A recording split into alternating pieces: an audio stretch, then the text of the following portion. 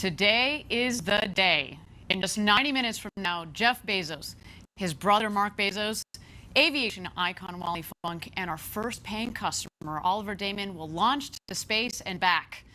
It is a historic moment for human spaceflight and a future where millions of people are living and working in space. Today at Blue Origin, it's first human flight. The human need to explore is deep within all of us. Our ancestors crossed mountain ranges, sailed open oceans to map new lands, and sought out the unknown while always looking to the stars. We're curious, and now we're at a place where we can pioneer new horizons. Because Earth, this blue planet and all its beauty, is just our starting place. It's time. 10, 9, 8, 7, 6, 5, 4. Minute start. 2, 1. And Liftoff.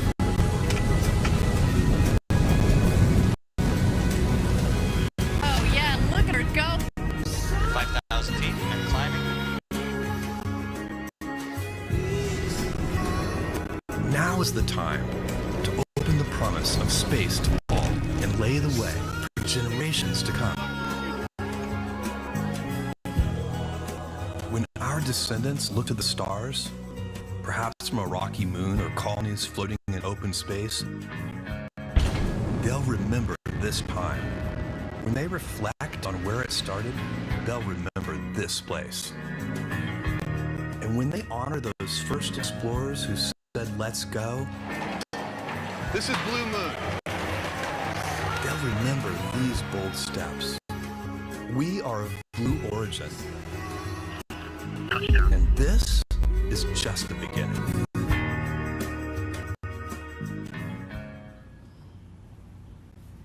Good morning, everyone. My name is Ariane Cornell, and on behalf of everyone at Blue Origin, I am thrilled to welcome you to first human flight.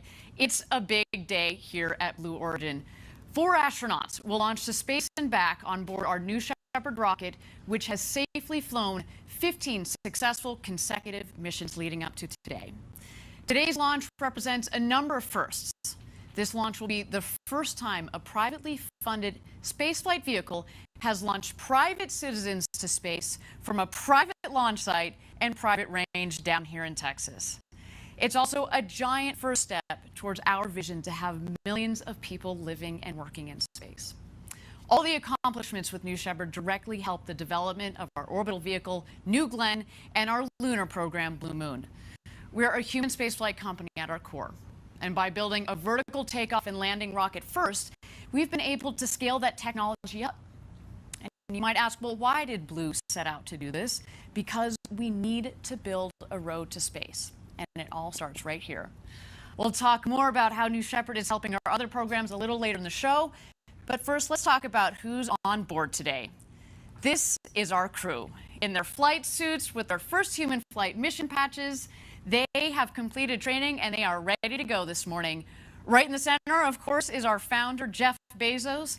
He's dreamed of going to space since he was a little boy. Jeff will be seated in seat number 6, right next to the hatch. Jeff invited his brother, Mark Bezos, to join him on the journey. Mark will be seated in seat number 4.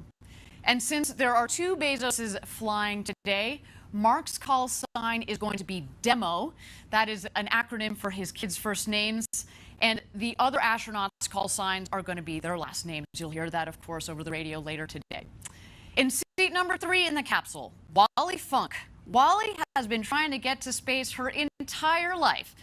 And today she'll surpass John Glenn, American hero, as the oldest person to reach space at the age of 82.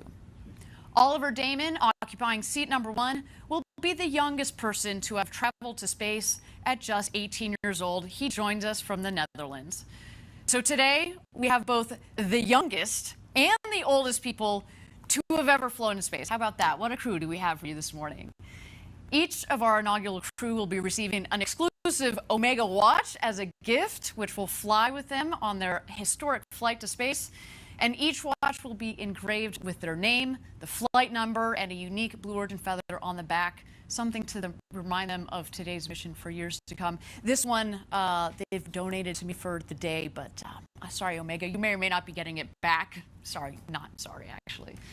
Now, these soon-to-be astronauts have been down here training for a couple of days now, and the great thing about New Shepard is, since it's autonomous, just about anybody can fly on board. We designed it this way from the very beginning, so the people on board can sit back and enjoy the ride of a lifetime. Let's take a look of some of that training from the last 2 days. This training is meant to get you comfortable with the vehicle, get comfortable and familiar with the sights and the sounds, and learn how to maintain a safe mission. Again, it's autonomous. We're not teaching you how to operate the vehicle, and that's exactly what you're seeing here. You know, I actually recently went through this training, and I gotta say, the training is a lot of fun, very informative, but also, very importantly, you build these bonds with your fellow astronauts, and you create these stories together. Now, my crew of astronauts, A-S-T-R-O, capital N-O-T-S, astronauts, we were the fake crew. We called ourselves the prequel penguins because we were the last rehearsal crew, and we wouldn't be flying. But again, these are the types of stories that you walk away with. And, you know, at the end, after that training, I felt prepared to fly. And when I say prepared to fly, I felt confident in my own abilities to participate and enjoy the flight, but also confident in Blue Origin, the team, and most of all, this big, beautiful rocket that we built with safety at its core. It was a great experience, and obviously one that I highly recommend. But next time, though, I'm not just stopping at the training. I'm getting on top of that rocket. But while we have a moment here, I want to acknowledge the entire Blue Origin team who has made first human flight possible, so many of whom are following along today at watch parties across the country. The biggest one will be at our headquarters in Kent. There they are. It is early. Good morning, guys. They're going nuts already. I love it. I love it. Thank you, Team Blue. You guys are in for an amazing day. Amazing day. I love it. I'm not really a morning person, but you know what? This is a really good excuse to get up. Let me tell you, it's going to be a big day. All right, down here in West Texas, a little earlier today, our astronauts arrived at the Astronaut Training Center. And standing by outside the Astronaut Training Center is our on-the-ground correspondent, Caitlin Dietrich. Good morning, Caitlin. What is the latest? Good morning, Ariane. I'm here in front of the Astronaut Training Center, and I got to tell you, outside here, it is a beautiful day. It could not be nicer for a rocket launch. I'm looking right at the rocket on the pad here. We're all getting a little emotional and pretty excited. And at about T-minus 2 hours down here in West Texas, the astronauts arrived here. They got out of their truck, and they walked into the training center. There was no frowns on any of their faces. Everyone was smiling. The energy was high. Wally Funk was basically skipping into the training center. I think they're going to have a good flight today. And what they're doing inside is just getting suited up in their flight suits. And they're going to do, you know, final kind of mission briefings just to get kind of refresher here in the early morning hours. And then at T-minus 45 minutes, when they get the go to load, they'll walk right out this door, get into this Rivian, and be on their way to space. Thanks, Caitlin. I imagine Wally Funk was more like doing cartwheels into the Astronaut Training Center, and I highly expect her to be doing the same to the Rivian trucks. That woman, her energy is infectious, and she has all the reason to be excited today. As we said, she's been waiting her entire life to get to space. All right, we're going to be checking in with Caitlin a little bit later for more updates. But right now, let's turn our attention to the rocket. She's right behind me, just a couple of miles north from where I sit. Now, New Shepard is named after Alan Shepard, the first American to go to space in 1951. 50 years ago. And earlier this morning, as you can see here, New Shepard left the barn and traveled to the launch pad to prepare to go to space and back. This time, of course, with astronauts on board, including our very first paying customer, Oliver Damon. Now, back inside the barn there, I should note that we do have a second rocket, and we have had several paying payload customers on previous flights on that rocket. We will continue continue to fly future payloads on that dedicated rocket for that. The rocket that's over my shoulder here, that rocket will be dedicated to flying astronauts this flight and going forward for many more to come. This day here at Blue Origin is the culmination of years of testing, learning, and safely proving out the system across 15 successful consecutive missions. With that in mind, let's zero in on New Shepard, the importance of safety and redundancy, and how we got to first human flight. For New Shepard, we've been following an aggressive step-by-step approach from the beginning. The first time we flew New Shepard, we demonstrated every single aspect, re-entry, parachute deployment, and that mission was 100% successful for the capsule. M2 was about rolling in changes and trying it again. This time we stuck the landing, but we needed to show we could do it again. So that was what M3 was.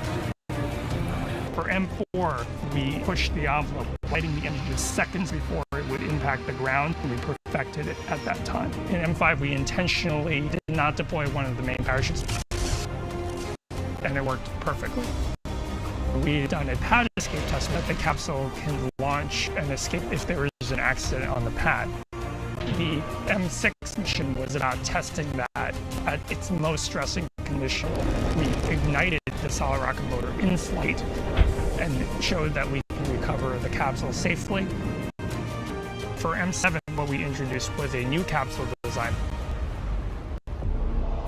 M8 was just a repeat, and then the third escape test was to show that we could escape in space. So on M9, the capsule lit off its solid rocket motor and landed safely.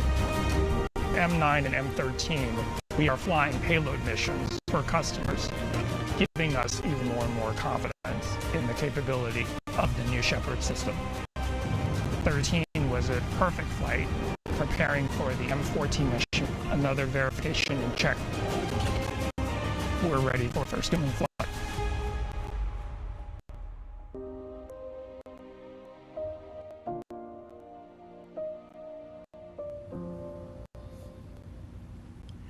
I love hearing from our top engineers, like the architect of New Shepard, Gary Lai, who's joined me here at the desk.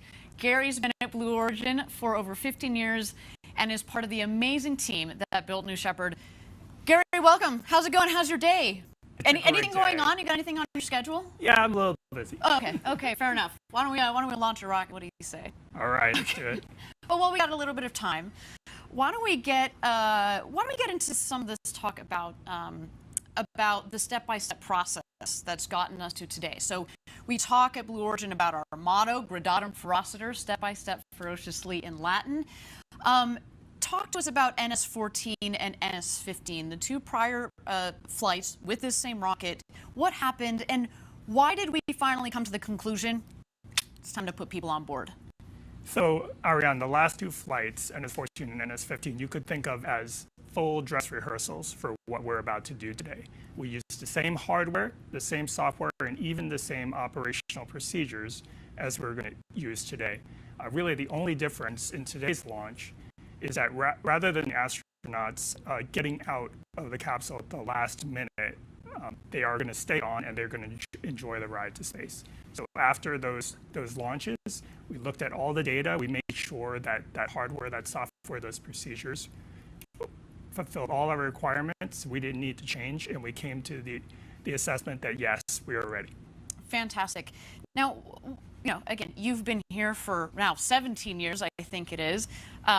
You've been here since the beginning of the program, the original blueprints, the requirement building, all of that. Talk to me about how you guys approach safety and the safety philosophy that you took as you developed and tested and now are flying this rocket. So we believe this vehicle is very safe and is not just the record of flight tests, 15 consecutive successful flight tests. If it was just that, we wouldn't be able to prove it. The reason we know it's safe is because we have done so much more testing on the vehicle and the components on the ground in much more stressing conditions. Really, what the flight tests tell us is what does the vehicle and its components have to what are the normal conditions? And then on the ground, we test well beyond those conditions, really until we break it. So when we say it's safe, it's because we know it can take much more than it's going to ever experience in flight. Really, the flight is kind of easy on the vehicle. Fantastic. I want to turn our attention for just a moment to the next vehicles in our fleet of programs that we've got going on at Blue Origin, New Glenn and Blue Moon. New Shepard really is is built into the DNA of those programs as well. We don't just stop with New Shepard. We're going orbital, we're going to the moon, we're going to beyond. Why don't you talk about how New Shepard supports those other programs? So New Shepard is just a part of the entire story of Blue Origin. Really, if you set out just to make a space tourism suborbital vehicle, you would not have built New Shepard. It would be overly complicated. We selected the architecture of New Shepard so that we could build a vehicle and technologies that would allow us to gain practice and develop those technologies for those other vehicles. For example, vertical powered landing. It's a very complicated way to land a vehicle, but it is very scalable. And if you are going to a place like the moon, you're going to have to do it. You can't land on the moon with wings. Deep throttling engines, you need that to land on other planets, and then also liquid oxygen and liquid hydrogen propellants. They're very high performing, the highest performing propellants they are, and you can also extract them from lunar water. So again, New Shepard, very important part of everything that we're doing here at Blue Origin. Of course, we're going to have an incredible suborbital tourism program. We've got a wonderful payload program with many customers who have already flown, but this is just the beginning of many great things to come at Blue Origin. Now, I want to go back a little bit and talk about, we were talking about safety just a second ago. Talk about redundancy. Backup systems, and in the case of New Shepard, backup systems to the backup systems to the backup systems to the backup systems. What is going on there? Because it goes beyond what meets the eye, right? Absolutely. So every system on the New Shepard vehicle that is needed for safety has one or more backups, many backups in a lot of cases. So let me give you some examples. So we've already talked a lot about the escape system, and that will activate, if in case there's something wrong with the rocket, it will activate and propel the crew away and land safely. We've talked about the parachutes. There are 3 parachutes. We've designed the vehicle to land if only one of those parachutes opens. But that is just a start. Every valve on the vehicle, every mechanism, every battery, every sensor, every wire, every flight computer, everything on the vehicle has a backup, and in some cases, multiple backups. An incredibly redundant vehicle. Last question for you. Would you put your kids on board? We set out to design this vehicle for anybody, not professional astronauts, anybody with very little training, and that is a very hard problem. And yes, we have succeeded, and I would put my own kids on that vehicle. All right, one day, summer vacation in space. Thank you, Gary. Appreciate the insights. I look forward to seeing you back here later on in the show, and we'll get a lot more input from Gary Lai, again, the architect of New Shepard. And with that, let's take a breather, check out New Shepard on the pad as we take closer to first human flight.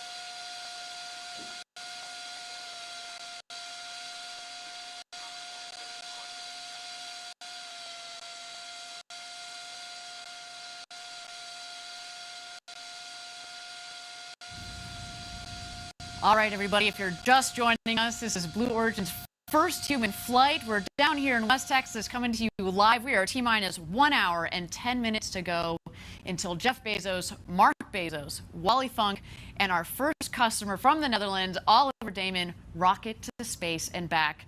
The excitement is palpable down here at Launch Site 1 in West Texas. But I want to keep things moving for you, so why don't we take a closer look at the aforementioned astronauts, the Bezos brothers, Jeff and Mark. You see the Earth from space, and it changes you. It changes your relationship with this planet, with humanity. It's one Earth. I want to go on this flight because it's a thing I've wanted to do all my life. It's an adventure. It's a big deal for me.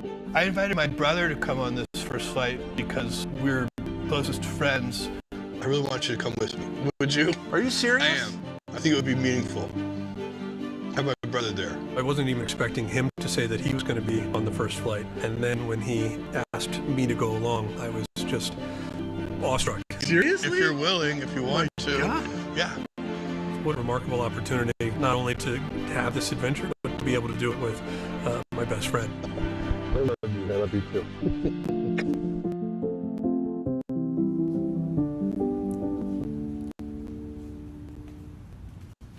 What a cool story.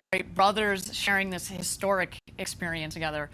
Now, Mark has been part of the Blue Origin story from the very beginning. He's been with us every step of the way, and we're so excited to see him on this first human flight. You're taking a lot of us up there with you, Mark. But we're not stopping there. Second human flight and beyond are already in the works.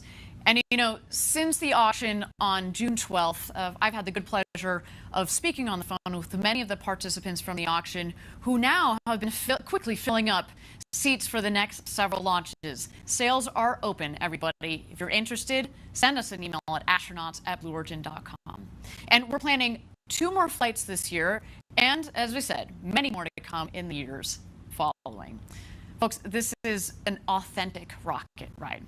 You're in the crew capsule, launching 100 kilometers up over the Kármán line, the internationally recognized line of space, and safely back to Earth. And what a crew capsule it is. Let's take a look. For your once-in-a-lifetime journey, you will travel past the boundaries of Earth's atmosphere and into outer space. Featuring windows that comprise 1/3 of the capsule's surface structure, the largest windows ever in space, you'll have a view of the curve of the planet and the vast darkness of the cosmos. Every detail of the capsule has been precision engineered for your safety and comfort, with reclining seats specifically designed to absorb the impact of landing and an escape motor that can safely propel the capsule from the booster rocket. At the apex of your flight, you'll experience weightlessness. Unbuckling from your seat, you're free to explore different perspectives from each window before your return to Earth begins. This is the beginning of a revolution in space travel, and Blue Origin is going to take you there.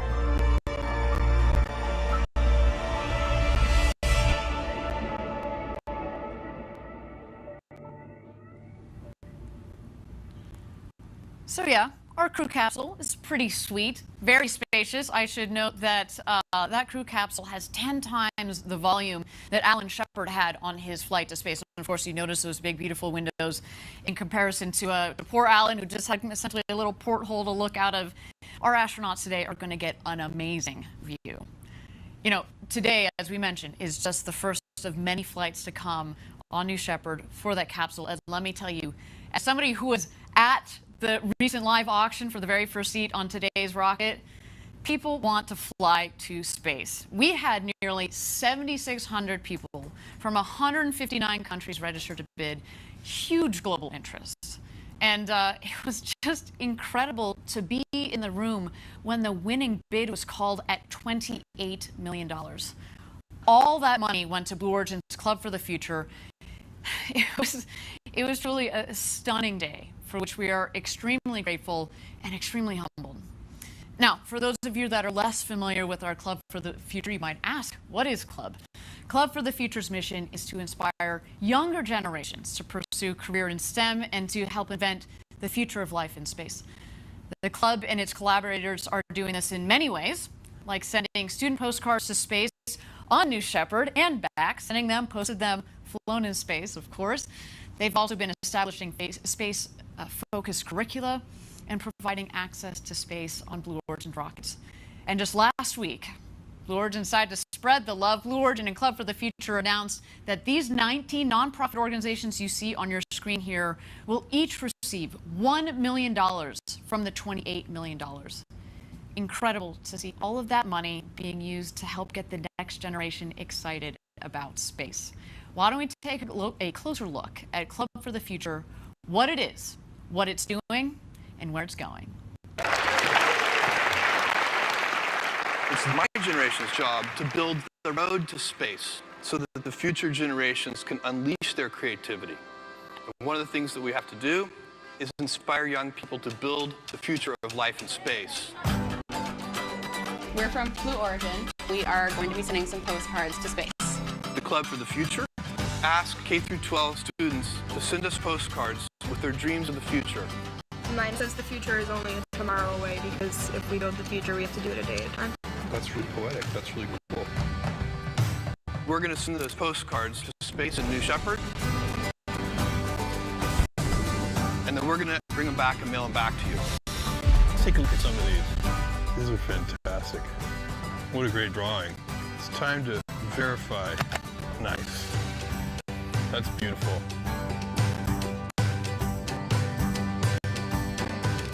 I'm interested in space medicine and space exploration, so I have a futuristic city with a rocket launching. Thanks for being members of the Club for the Future. The kids I talked to earlier, if they are representative of the current generation, we are in good shape. Big things start small. Let me tell you, the future of space is in very good hands. Guys, we're building the road, but the journey on it is going to be yours. And there are a lot of brilliant kids out there, so please keep up the great work, guys. With that, why don't we take a breather, check out New Shepard on the pad as she gets ready for first human flight.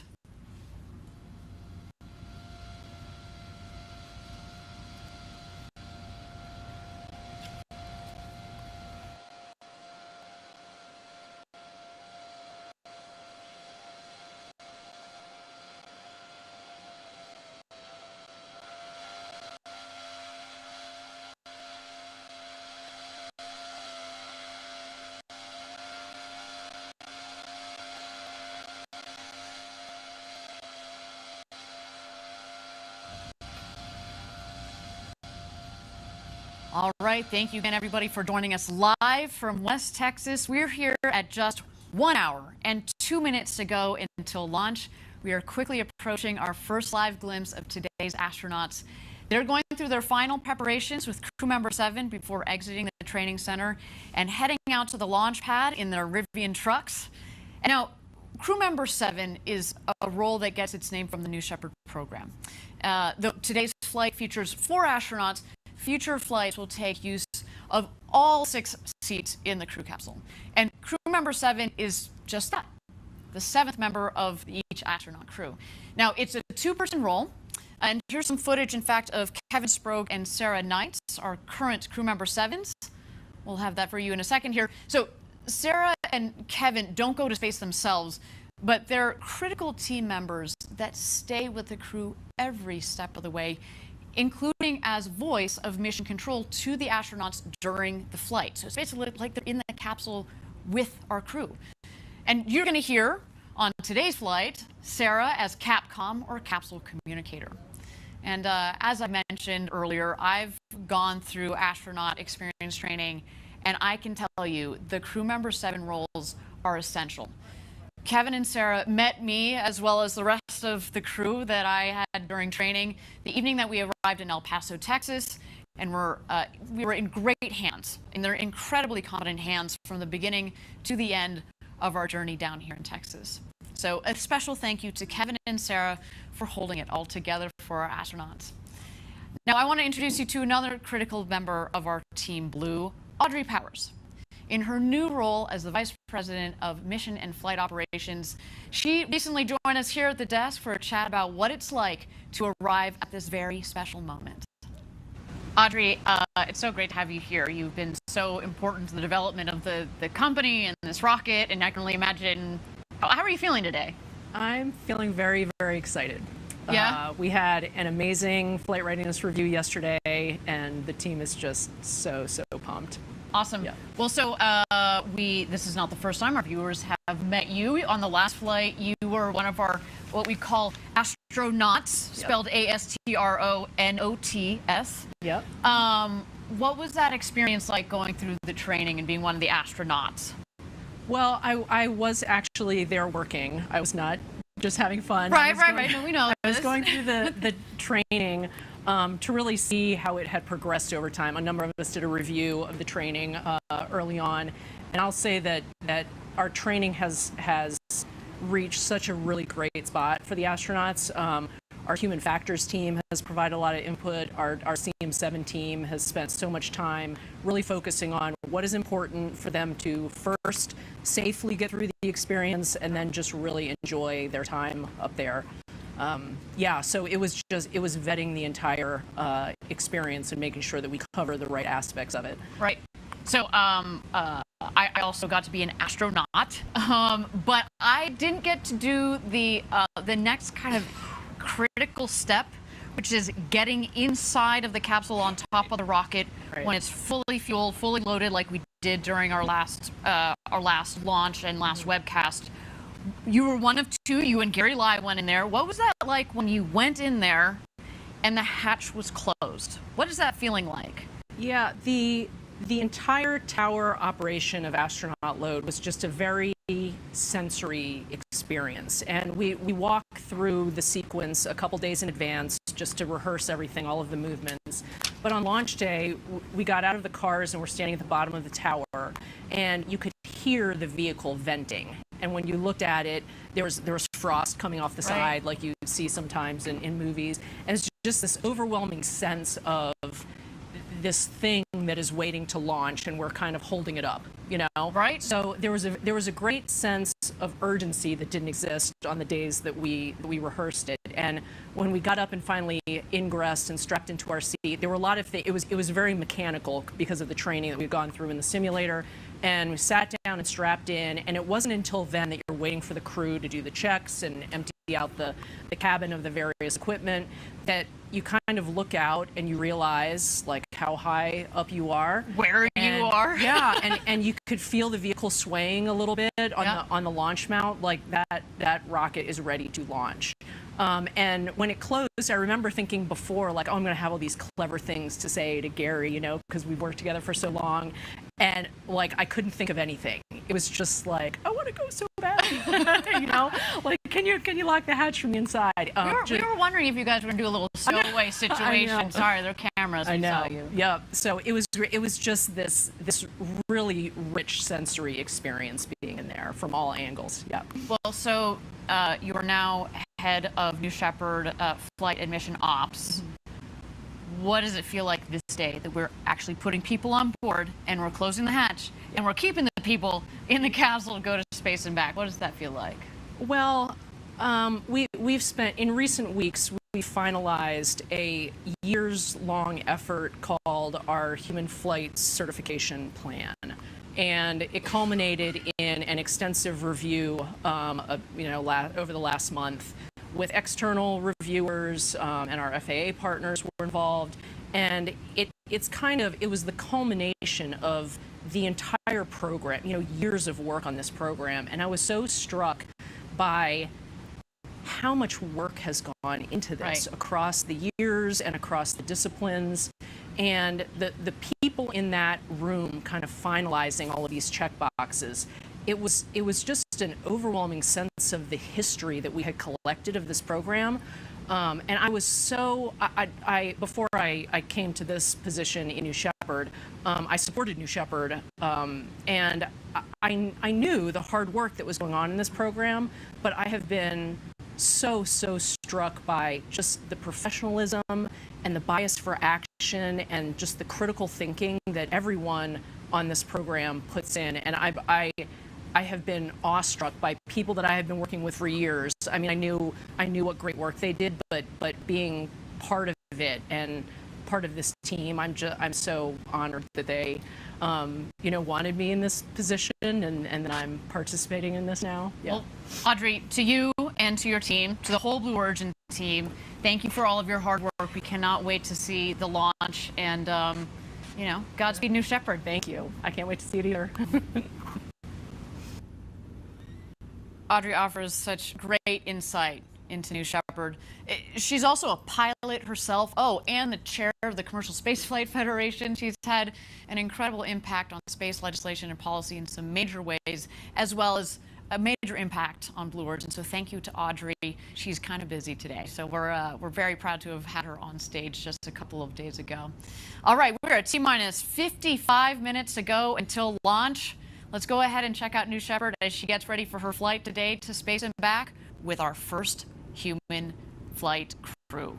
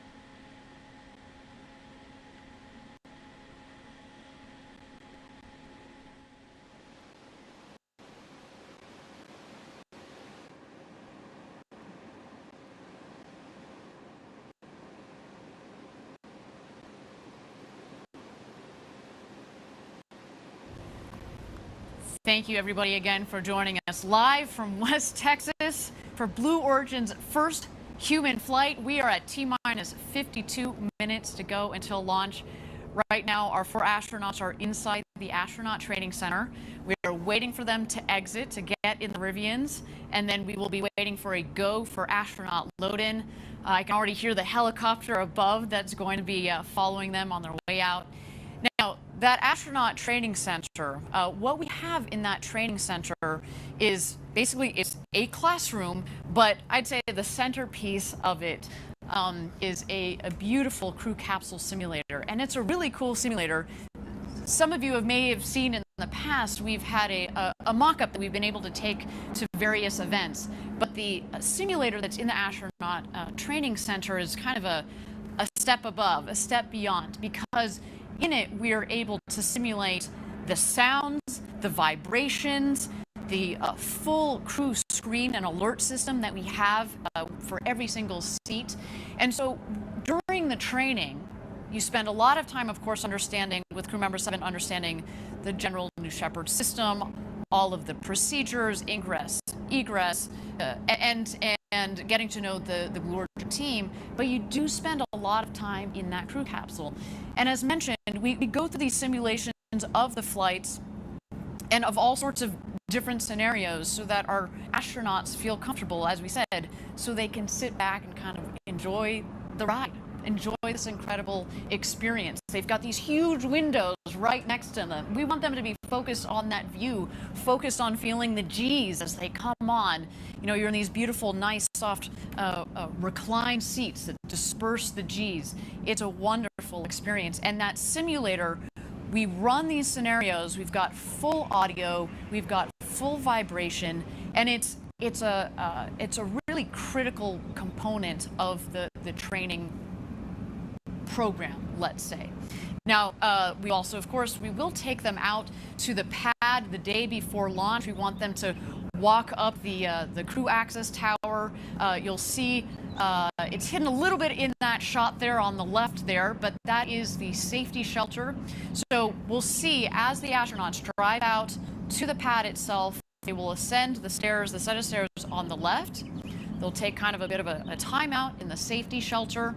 The crew member 7, Kevin Spro, will go out to the across the bridge there to the tower that's in the center of your screen. He will be working with the tower crew there, make sure everything is set and sorted to go for our astronauts. He will then go back to the safety shelter and get the astronauts and get them ingressed into the capsule. The astronauts right now, though, they are in the astronaut training center. Again, we are waiting for them to emerge shortly here. We are at T-minus 49 minutes to go until launch. Again, they are going to be entering into the Rivian trucks and heading out to the launch pad. This will be our first glimpse of the astronauts. We're going to see those shining smiles of theirs. I'm sure they're trying to contain their excitement. You know, you've got that excited energy that, of course, they are controlling themselves. Although, again, let's be honest, Wally Funk doesn't control her excitement. I'm, as I said, fully expecting her to do full somersaults and cartwheels on her way into the Rivians. And why don't we just wait here for a moment as we wait for those astronauts to emerge.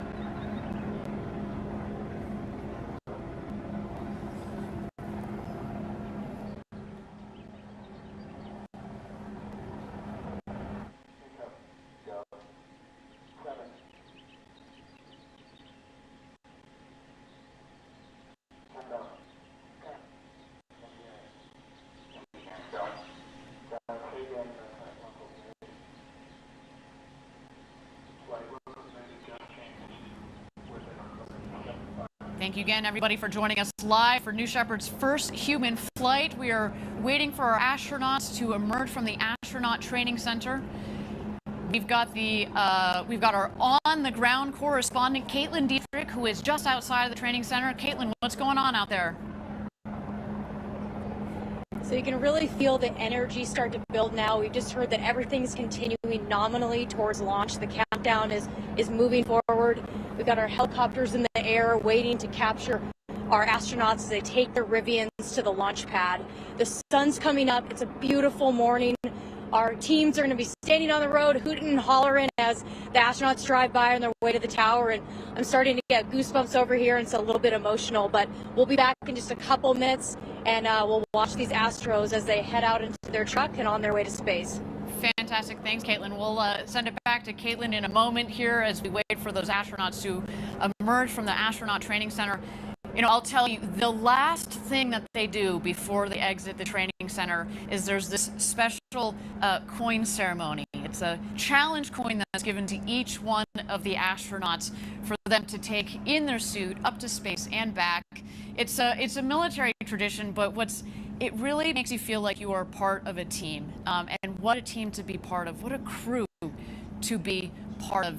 Only New Shepards astronauts are going to be able to get these coins. You only get the coin if you get to go up to space and back. And these astronauts, again, have completed their training, and they are ready to become the next set of international astronauts. So again, we're waiting here for just a moment while we wait for the astronauts to emerge from the astronaut training center. We are at T-minus 46 minutes to go until launch.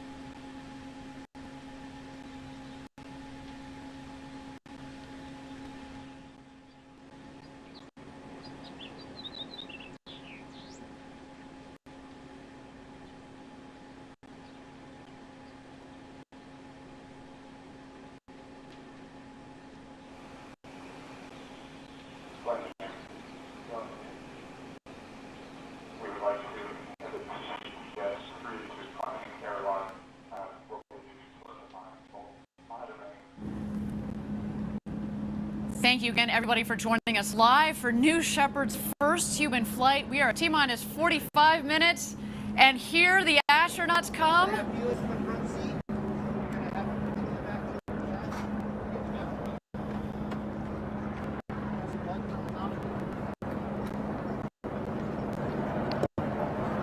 There you see Jeff Bezos in the foreground, Oliver Damon stepping into the Rivian.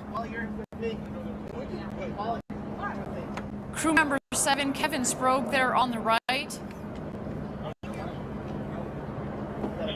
as well as Wally Funk. What a moment for her. At the age of 82, she will become the oldest astronaut to have ever flown into space.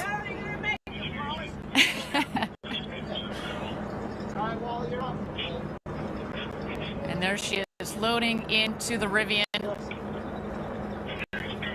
Wally was part of the Mercury 13 program back in the 1960s, the program to train women to go to space that ultimately was canceled, but now it is her moment. Today is an incredible day for her.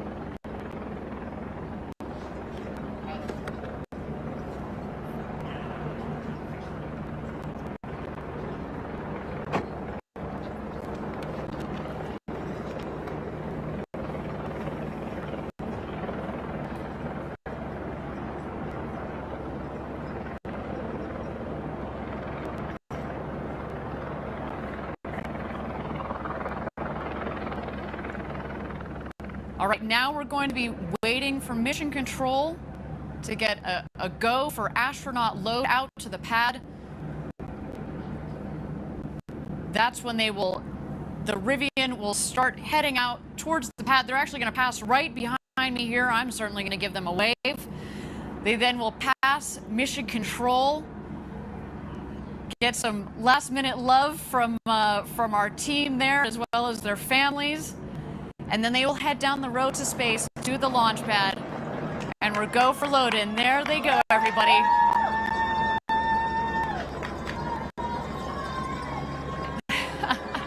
What a moment. You can probably hear our team already losing it down here. We are super excited.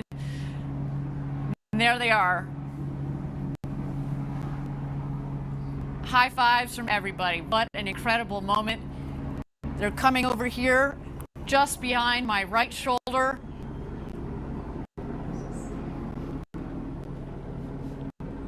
A moment we've been waiting for here at Blue Origin. So much hard work has led to this moment. How exciting. Wally Funk, the Bezos brothers, Oliver Damon, our 4 crew members are heading out to the launch pad. There they go. See you guys. Oh my gosh, they are in for the flight of a lifetime. And just a couple yards to my left here, that is mission control, and here they go, passing by mission control. There you see Jeff Bezos waving to the team.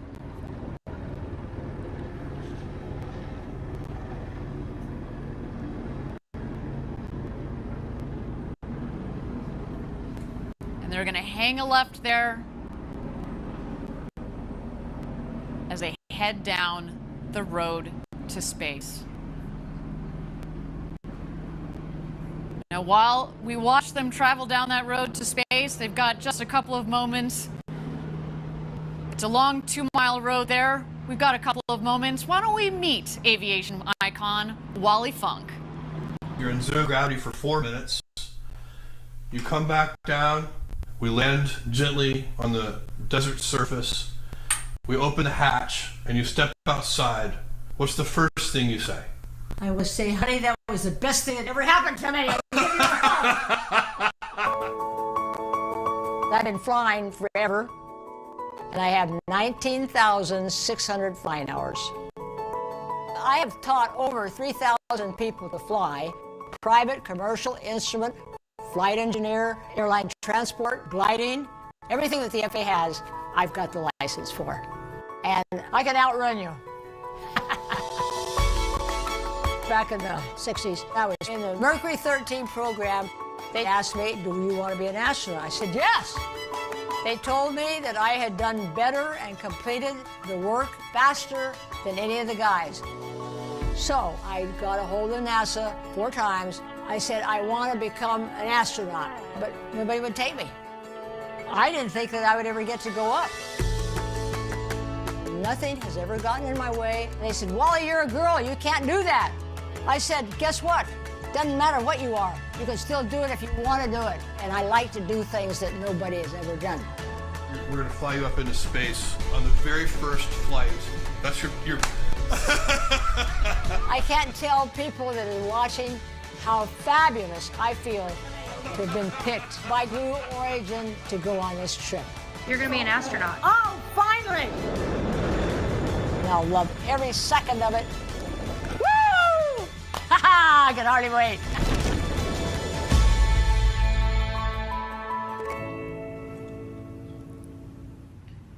We are just so thrilled and frankly honored to help Wally Funk finally realize her dream of going to space.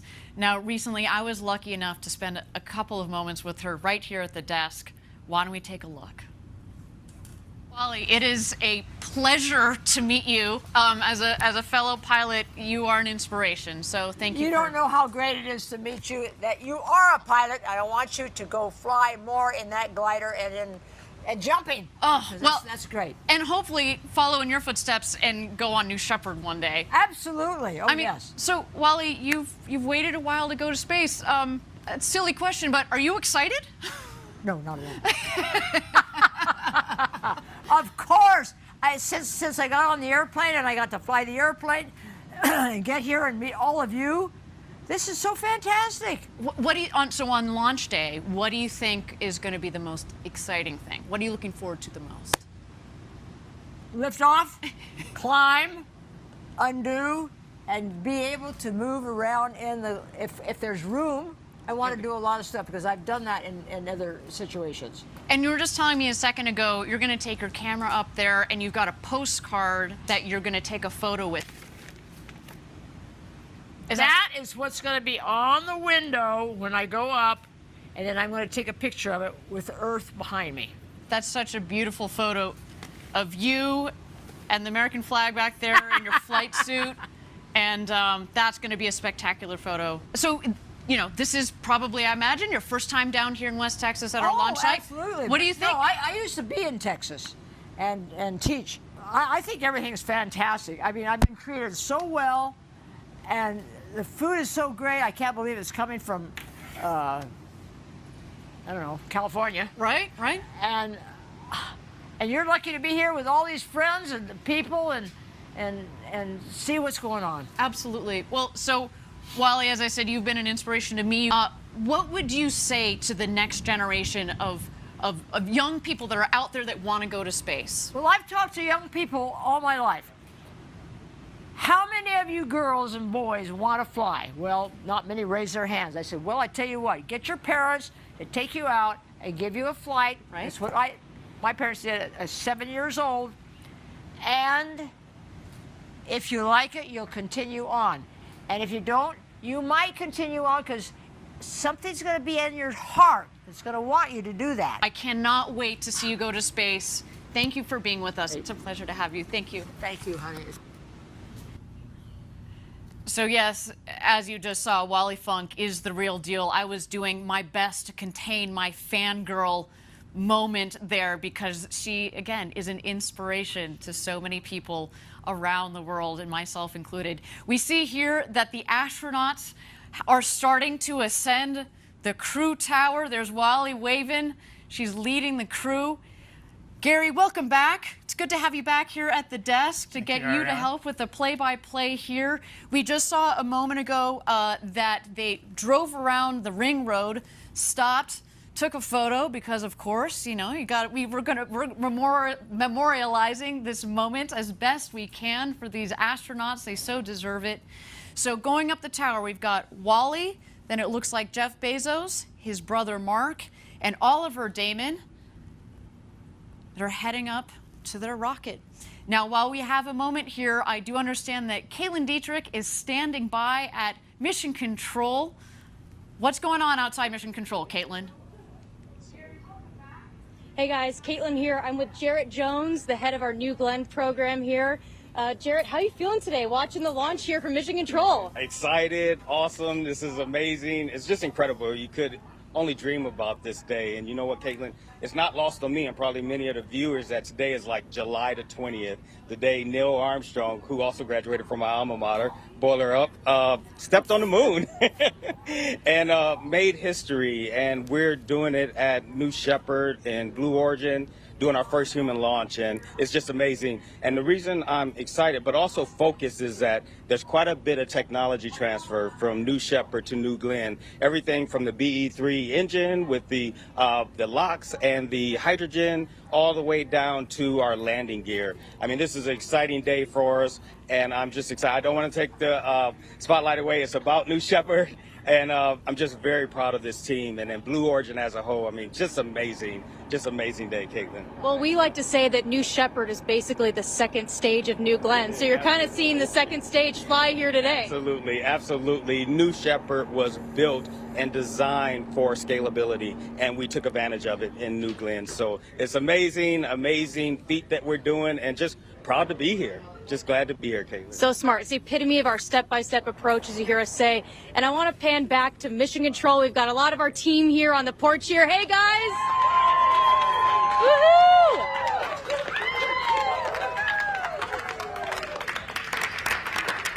We are so excited. We saw the astronauts fly by here just a second ago. And right in that room is some of the world's most brilliant engineers flying this rocket today. And I don't know about you, but I'm starting to get a little bit emotional. So back to you, Ariane, and we'll see you after launch. Woohoo! Woohoo! Thank you, Caitlin. Enjoy the launch. Jarrett Jones, enjoy the launch. Everybody out there outside of Mission Control, as well as in Mission Control, enjoy the launch. You know, Gary, we talked about it a little bit earlier. Caitlin touched on it just a second ago, how basically New Shepard is being scaled up to New Glenn. Tell me how you've thought about that, because you're part of, obviously, New Shepard, the architect of New Shepard, but you've been part of thinking about the broader roadmap, if you will, that Blue Origin has. That's right. New Glenn is a scaled-up version of New Shepard. It does use different main propulsion for the first stage, but the second stage of New Glenn, that engine is a derivative of the BE-3 engine that's flying New Shepard today. And the techniques for vertical landing, which we perfected with the New Shepard vehicle, are going to be applied to the New Glenn vehicle. We have very high confidence that the very first launch of New Glenn will stick that landing on the ship. We would not have that confidence without the New Shepard program. Absolutely, absolutely. And Jarrett Jones, again, who leads that entire New Glenn program, he has a big job, but he's gotten a lot of help. He's kind of gotten this catapulted help from the development and now the operations and flight of New Shepard. I should note that New Glenn will also carry humans one day. We build all of our programs from the very beginning with the intent to put people on board. And talking about astronauts and people, we just saw them enter into the astronaut safety shelter. I would like to highlight one thing, which is, Wally was saying that she could outrun you. She was the first up those stairs and first in the astronaut shelter. So no lie, that Wally Funk, she's got quite a bit of energy. You know, she's 82, but I'm convinced every time I read that it's a typo, that she's actually 28, because again, that woman. All right. Gary, why don't you tell us a little bit about what's happening in the shelter, because we should remind our viewers that on the last flight that we had, we basically did a full-up rehearsal of what we're doing right now. You were part of that astronaut crew that we had. What happens in the shelter? So the shelter has two main functions. It's a shelter in case of some kind of emergency. If they need to evacuate the capsule very quickly, they can go across the bridge only about 75 feet and be in this shelter very fast. It is fireproof. It can handle a whole set of anomalies that might happen with the rocket. You see those blue tanks against the wall? The shelter has its own air breathing supply in case of a fire outside. It also has communications, they can talk directly to Capcom from there. Right now, they are just waiting for the go-ahead from the pad crew that is preparing the capsule to start astronaut load. Fantastic. And you see there in the foreground in the black suit, that is Kevin Sprague, our crew member 7, as well as Wally Funk seated on the left, soon to become the oldest person to have ever flown in space. Then going clockwise here, Oliver Damon, soon to be the youngest person to have ever flown in space at the age of 18. He comes to us from the Netherlands. A special shout out to our international viewers, especially those in the Netherlands. Hello, everybody. You should be very proud of your countrymen there. Then we have, of course, Mark Bezos, brother to Jeff Bezos, our founder, in the cowboy hat. He is a true Texan at heart. You know, we call it the ranch down here. We like to incorporate that into a lot of what we do in the spirit that we have down here at our launch site 1. All right, they are leaving the astronaut safety shelter here. Let's watch as they prepare to cross the bridge.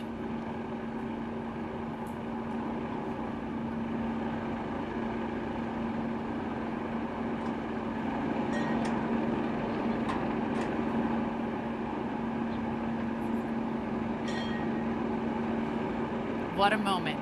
Jeff Bezos. Mark Bezos. Wally Funk. And Oliver Damon. Ring the ceremonial bell. Making some noise on their way to get into the crew capsule.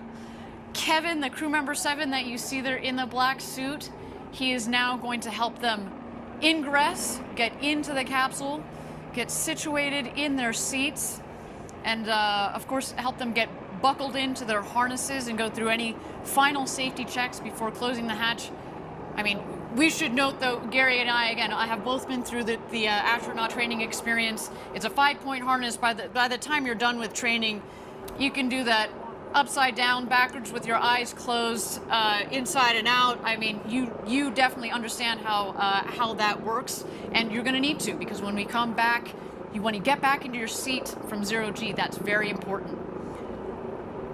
Let's watch here as they cross the gantry, taking some final photos. We've got our photographer there, Felix Koons, a brilliant photographer who's taken those beautiful shots of the crew that we saw earlier. And there they go, into the crew capsule. Gary, do you want to talk about the hosing and the piping that you see going into the hatch? So that is just a cabin environmental control system. While it's on the pad, before we seal the hatch, we want to make sure the air is fresh and air conditioned in there. That hose will be removed, obviously, during hatch closure. And so what they're doing now is just one by one entering the cabin and getting fastened, and then they will go through a series of comm checks with Capcom. Fantastic. There's Wally Funk in seat number 3 there.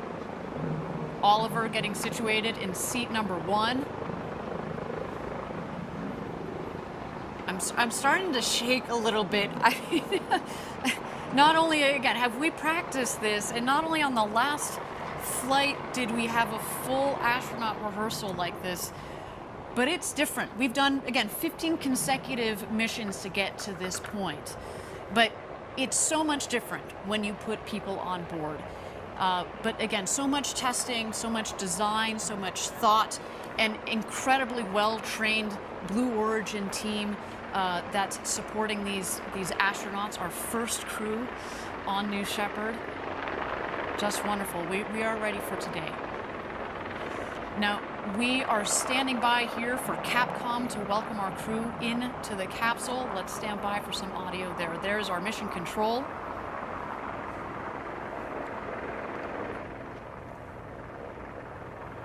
And Sarah Knights.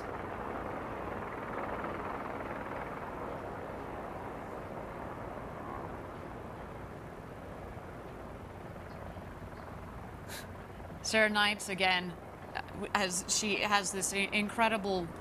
I have you loud and clear, 7. How me?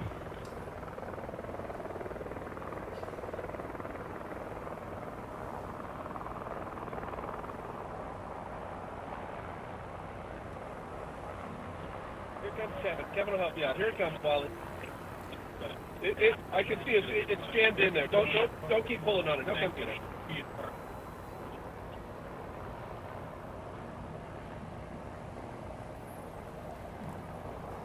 So again, we've got Capcom's Sarah Knight. She's one of our crew member 7 on the left. Our 4 astronauts are loaded into the capsule.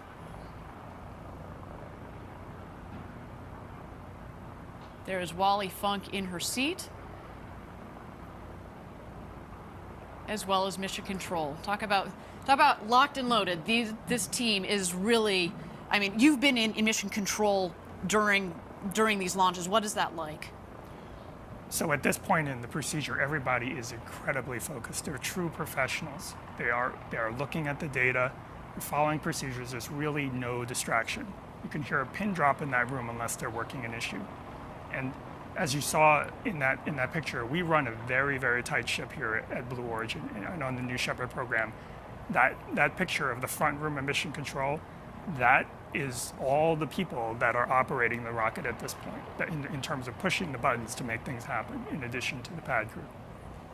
There you see, we've got crew member 7 that is making sure Wally's harnesses are all tight and snug there.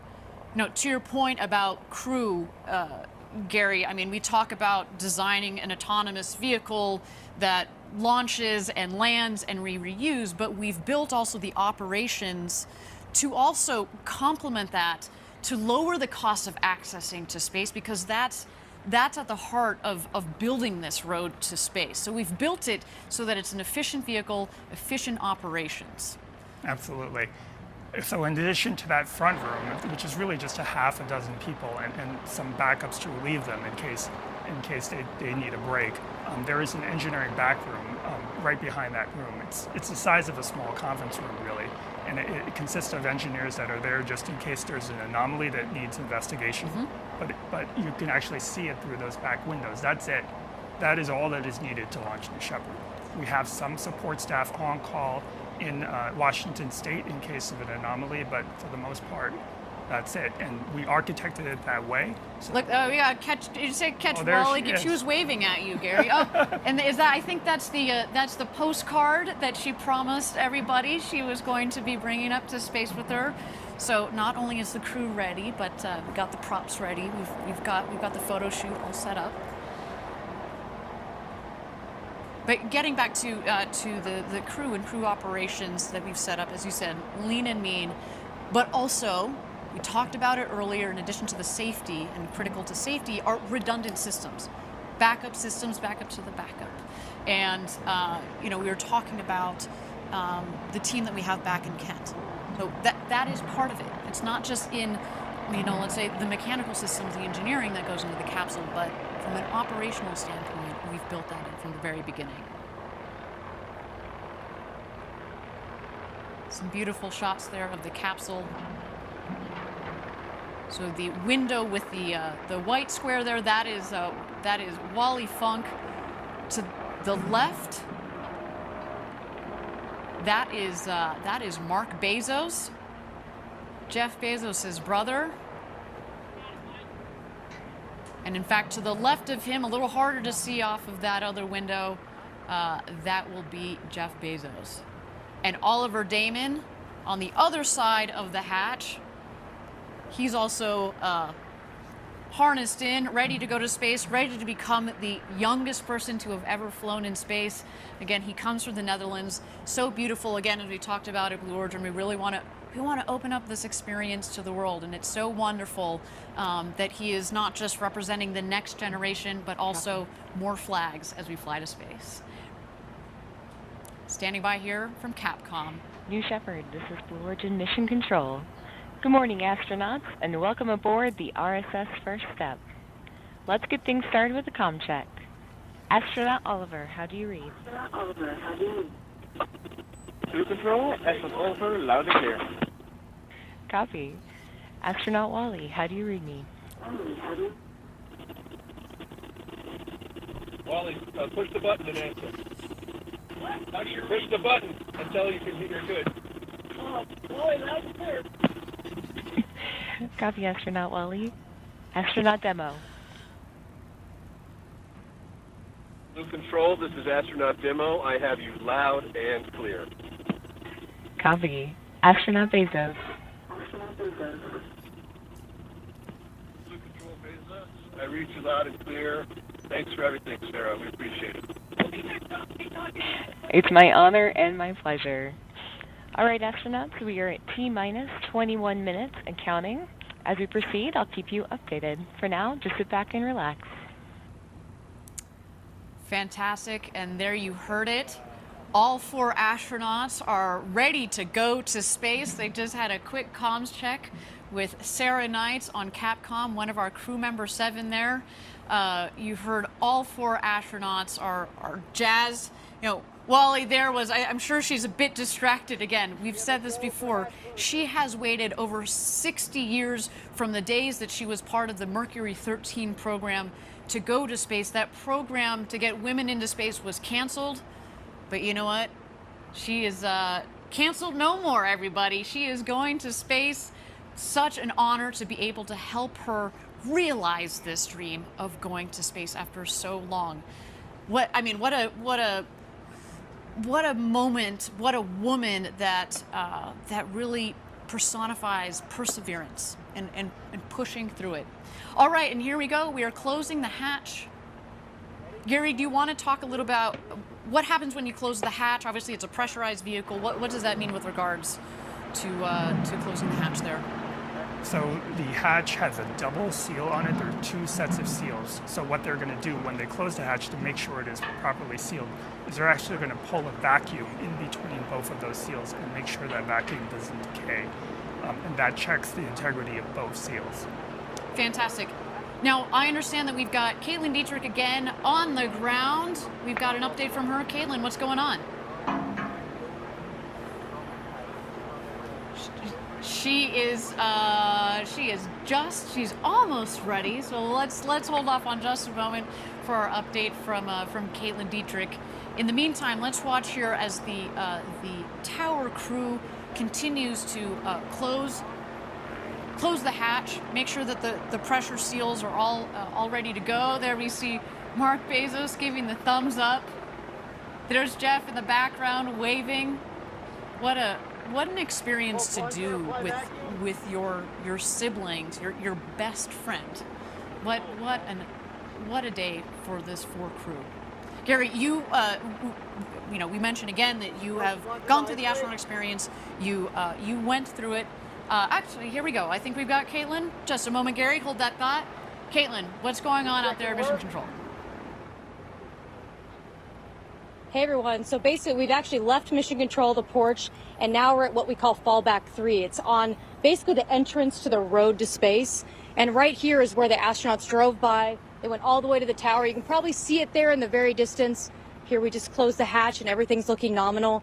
And basically what's going to happen is once the capsule is under parachutes, we have a convoy here right behind us that's going to be racing out to get that hatch open and celebrate after their victorious flight to space. So that's what we're all preparing for here after their 11-minute flight. So we're pretty excited. Wonderful. Thank you so much, Caitlin, for that update. Gary, so you, as we were just closing out that question, so on the last one, you actually were in the capsule, right? You and Audrey Powers, who we talked to a little bit earlier in the show, were in the capsule when they closed the hatch. What does it feel like at this moment? It's actually quite tranquil. After the excitement and all the helicopters and ingressing and that adrenaline, you have a moment in the capsule now to reflect when the hatch is closed. It's actually pretty quiet. You've got hearing protection in just in case. You can still hear Capcom, but you have a moment to reflect. The fact that you're seated, reclined in a seat next to a window, directly next to a window that is so big, you can just turn your head and feel like you're floating right on the edge of the rocket. And then we've designed it that way so that when you are actually in space, you don't have to turn your head. You can look right out and have the sensation of actually being outside. And it also kind of adds to the voluminous feel of the capsule. We said earlier it's 10 times the volume that Shepard had on his flight, but but it is big, and the windows make it look big, that light acoustic padding make it look big, and then once you're floating up there in space over the Kármán line in 0G, it kind of adds a third dimension to it. Yes, we wanted that spaciousness, we wanted that sensation of floating. Really, if we were able to do it, we would have made the entire capsule transparent. That is kind of a cool idea. Is that for the next iteration? You working on that? Is that in secret? All right, we're not going to release that information on our webcast, but stay tuned, everybody.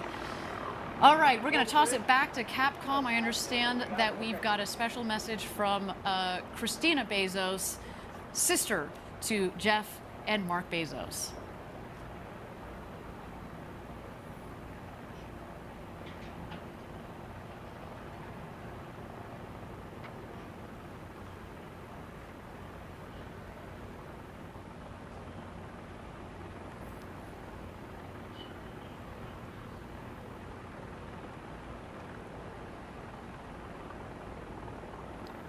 First up, Blue Control. On that note, Jeff and Mark, I have a special message from you from your sister Christina. Steve and I are so excited for this monumental launch. Jeff, this is something you've dreamed of your whole life, and your passion for space is infectious. Mark, you're the best champion when it comes to encouraging us in our adventures.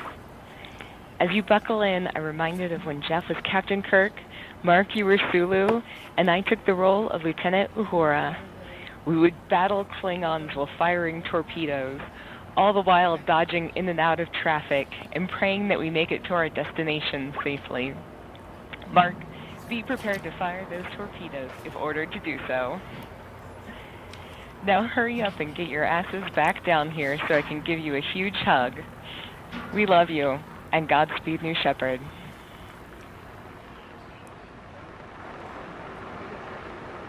And there it is, beautiful message from Christina. There is our Kent headquarters going nuts as they should. A big day for our full Blue Origin team. It's early out there on the West Coast, but they wouldn't miss it for the world. Look at them. So amazing. Again, what a day for the entire Blue Origin team, for these crew members that are on board, for their families that are here, that have been supporting each one of these people's dreams to go to space. Just incredible. And, you know, we are sitting here at T-minus 15 minutes to go until launch. We are in a brief hold here, but why don't we meet Oliver Damon, one of those astronauts, again, our first, very, very first paying customer, and soon to be the youngest person to travel to space at 18. Let's see Oliver. I think it's the ultimate dream for so many people to go to space. I guess my first memories of space were Thunderbirds. I was a big fan of that. Watched every single episode there was. That was like the big thing with like the rockets and everything. Oliver, is this your first look at the vehicle? Yeah. It's so cool to go with this crew because Wally is like one of the best pilots ever and has such an amazing life story. Of course, Jeff is one of the best businessmen ever and a great visionary. And Mark is a firefighter and has such an amazing track record over his life. I feel a responsibility because I'm the youngest in space, and to get more people interested in space, and not even just space, but science, would be such an opportunity for me to do. When I touch down and I get out of the vehicle, I think I'll be just speechless. Now, Oliver also has his pilot's license and will be studying physics in college. And in just a bit, he'll officially be an astronaut. But Gary, did you talk to Oliver? I did. I had an opportunity to meet him. Did you start recruiting? Did you get on that? What are you doing sitting here? Come on, man. We were like that guy. Not only is he going to study physics, but also innovation. So we can only imagine what is in store for Oliver in the years to come. But I can tell you what is in store for him in the next couple of minutes here. He is going to go to space over the Kármán line, up 100 kilometers up the internationally recognized line of space, and he's going to come back a freshly minted astronaut. Cannot wait for that.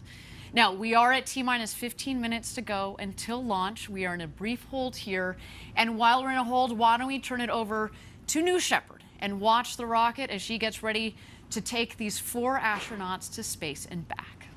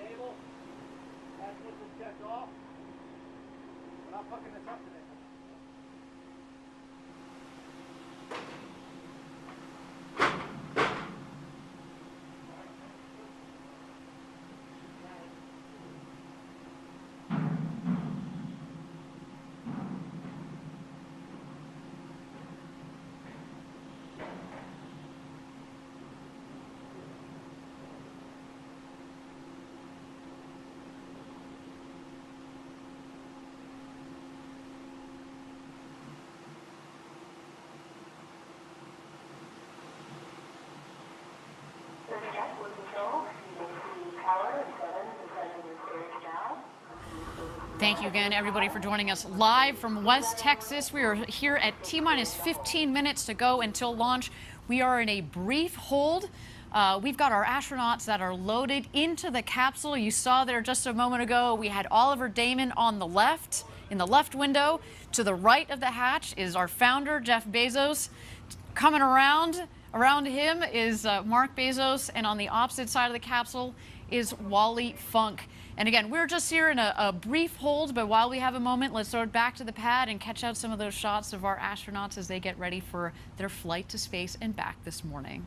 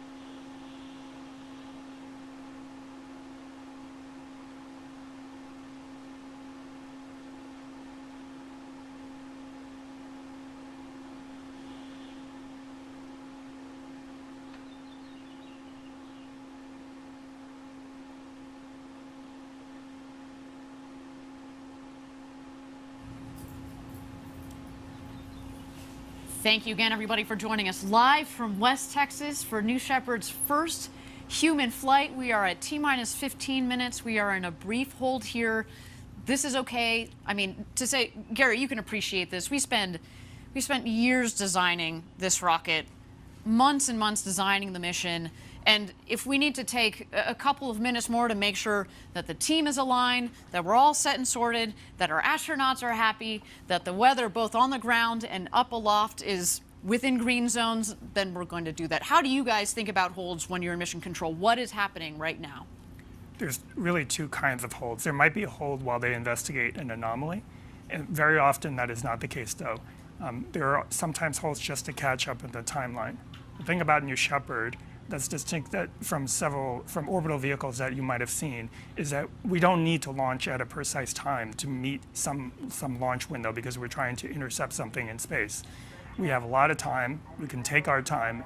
It's better to pause and hold if there's any reason to, if there's a sensor reading that you want to investigate or you just want to catch up in time. So that's why we tend to take these holds. Otherwise, we bias to launching as soon as possible so we don't otherwise have a lot of buffer in the normal count. Absolutely. So again, well, actually, now I understand. The hold is lifted. Yeah. So it sounds like that we have gotten the timelines all aligned, our teams are all sorted, and we are continuing our countdown. While we have a moment here, again, let's throw it back to the pad, check out our astronauts in the capsule as they get ready for their launch to space and back this morning.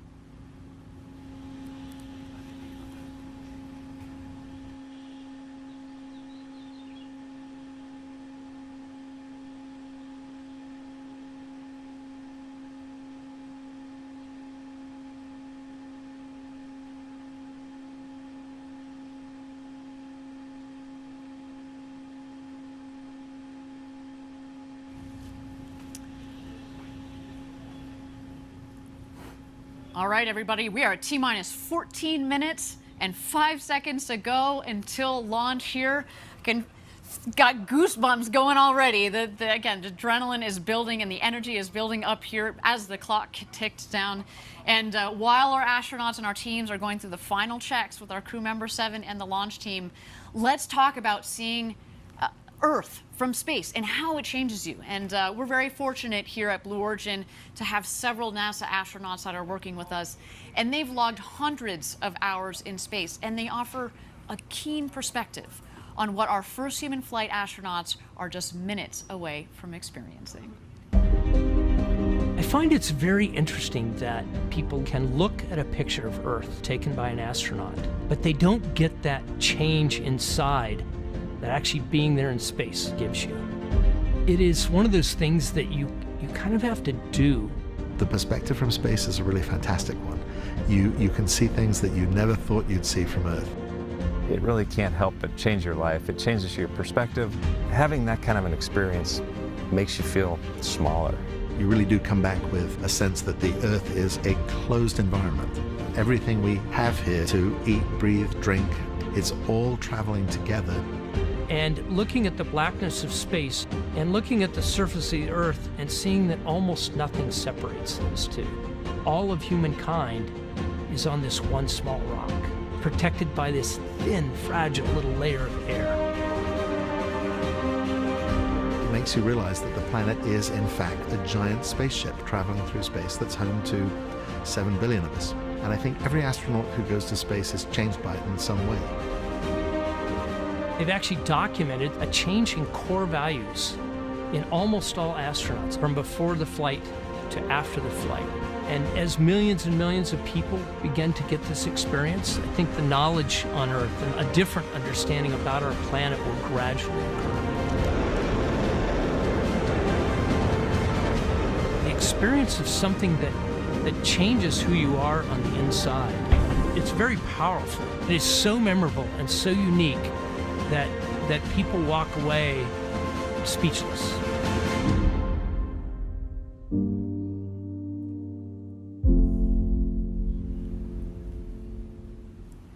Incredible stuff. I hope one day I get to experience that. And I know obviously the 4 people that are on top of that rocket are about to do that.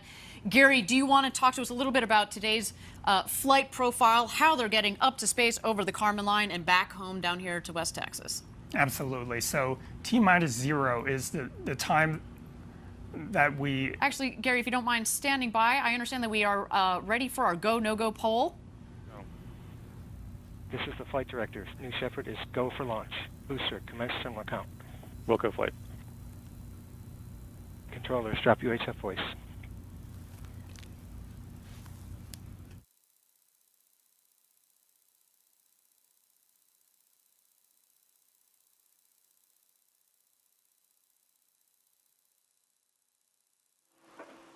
Enabling onboard power.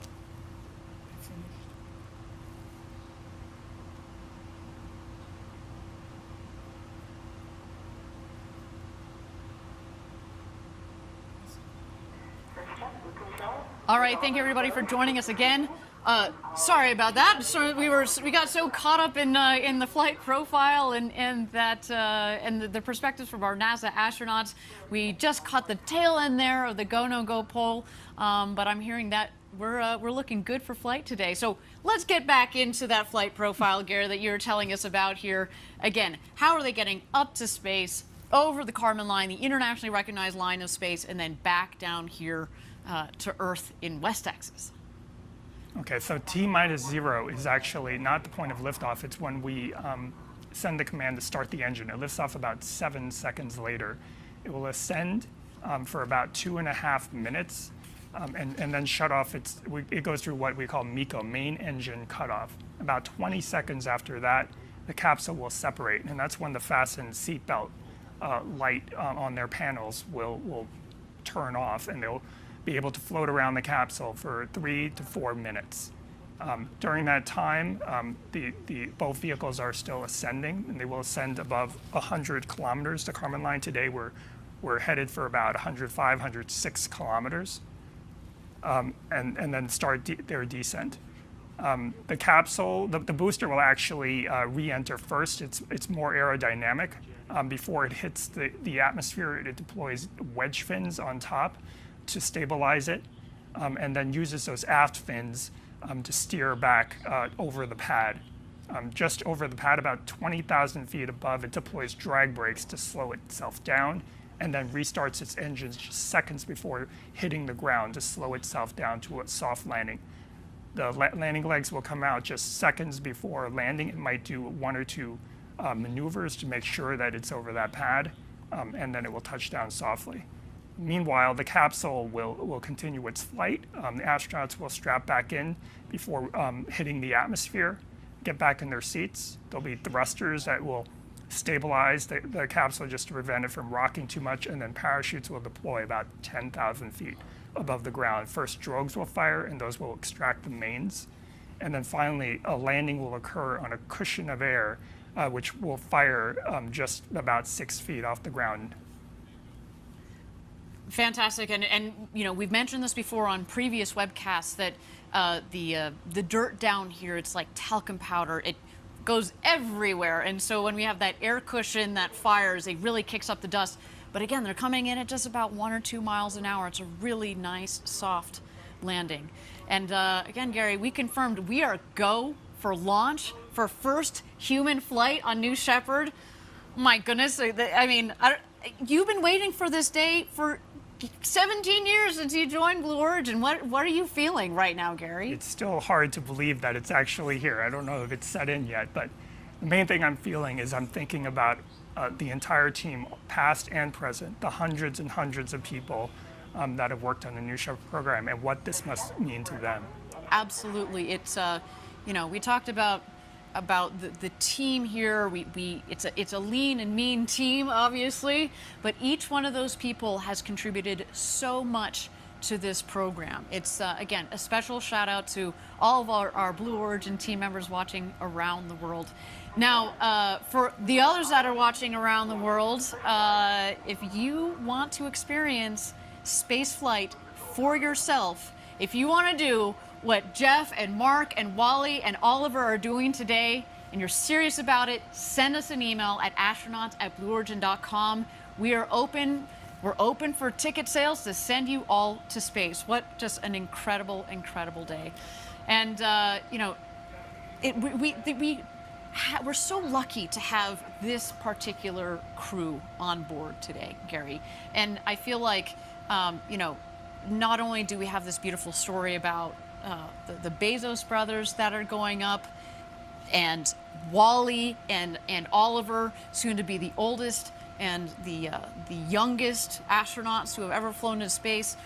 Oliver, that's representing our international friends out there, taking the Dutch flag to space, you know, and then again, Wally, who has been thinking about going to space, well, her entire life, but certainly since the 1960s, and she was part of that program that got canceled, and she just kept, you know, fighting until recently we said, hey, Wally, why don't you join us for this first crew? And I can only imagine our future customers that are going to go on board. They're going to represent the world. They're going to represent many different backgrounds, and we certainly look forward to that. As we mentioned, we're going to have 2 more flights in 2021 for a total of 3, and again, many more to come in the future. And that is just fantastic. And I can imagine, again, as you were building the system, Gary, as you were thinking about, okay, this is not just a 1 or 2 flight, you know, operation with New Shepard. You've built it for a long-term program.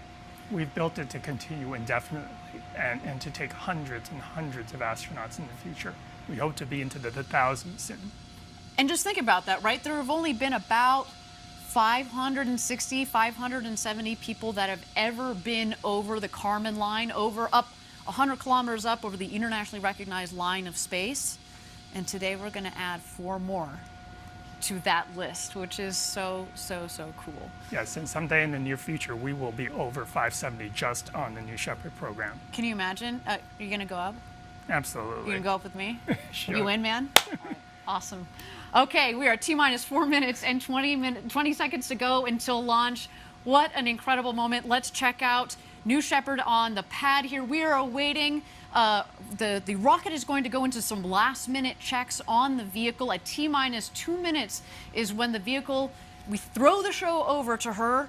It's all on her. It's an autonomous vehicle. But Gary, do you want to talk to us about what are some of those last-minute checks that the vehicle is going through, and that we're going to see especially on our screen? Right. So as you mentioned, the last 2 minutes are auto sequence, and that is executed entirely by the vehicle itself through an automated checklist. You'll see a couple of things. There will be things that you don't see, such as sensor checks, pressure checks on the tanks, radio checks. All hundreds and hundreds of different checks will be stepped through in this checklist. But what you will see is the hydraulic system spooling up, which will wiggle the engine gimbal as well as the aft fins. They're not only wiggling those surfaces, but they're making sure that there's no stiction and they travel smoothly. Fantastic. And again, we are waiting to see that. You'll be able to see, as Gary said, you don't get to see all of those last-minute checks, but we certainly get to see the aft fins. As Gary mentioned, those are the fins at the base of the vehicle. There are 4 of those. Obviously, they help direct the rocket both up and down.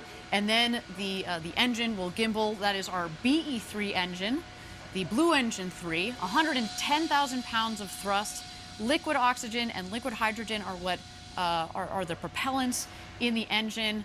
It's not only a powerful and also throttleable engine. The throttle, I'll talk about the throttleability just here for a second. We throttle the engine back as it comes back to land, and that's what creates a nice soft landing, because as it comes in, of course, it's not filled with all the propellant that it had on the way back up. So if we throttle it back, kind of like an airplane, it comes in for a nice, soft landing.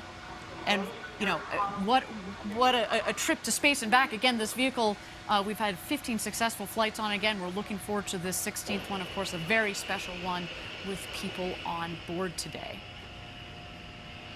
T-minus 2 minutes, there we go. Bridge is retracting. The bridge is retracting. There's Oliver on the left, Jeff Bezos on the right. We are about to go to space, everybody.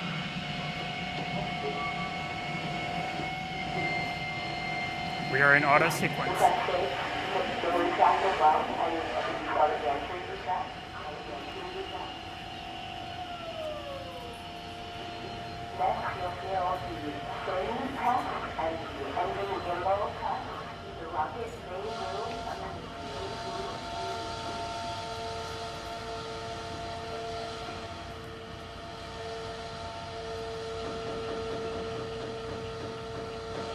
Ariane, when that engine gimbal check occurs and that engine swings, they should actually be able to feel it in the cabin, because it'll sway the stack back and forth.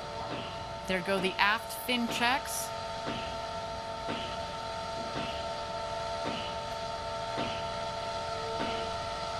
There you see the engine gimbal check just peeking out at the base of the rocket.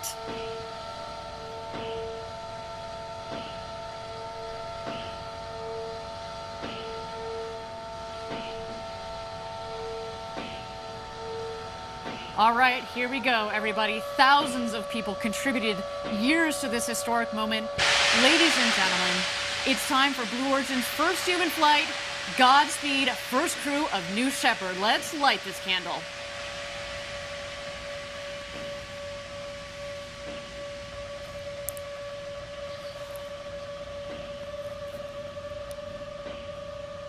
T-minus 16, guidance internal. T-minus 10, 9, 8, 7, 6, 5, 4. Command engine start. 2, 1. Ignition.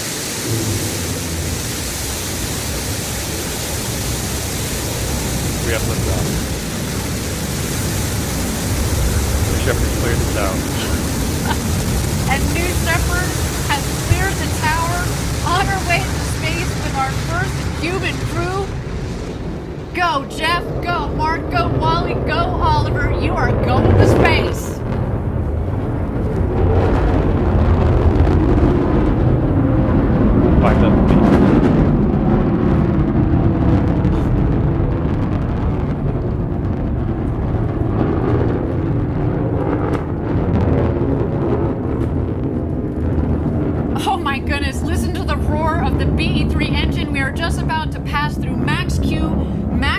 dynamic pressure. That was when the stresses on the vehicle are at their maximum. Max Q. Max Q is confirmed. Beautiful burn on that BE3 engine. Liquid hydrogen Mach 1. and liquid oxygen as the propellant. It's a nice, not just clean in terms of beautifully performing, but what comes out of it, it's steam, right? Whew. To see the glow of the engine underneath the rocket, just under our shoulders, and to know that we've got a crew that is going to space, it just feels different, doesn't it, Gary? It is totally different. All right, you can follow along, of course, the speedometer in the bottom left, the altimeter in the middle of the screen there. So far appears to be a nominal flight.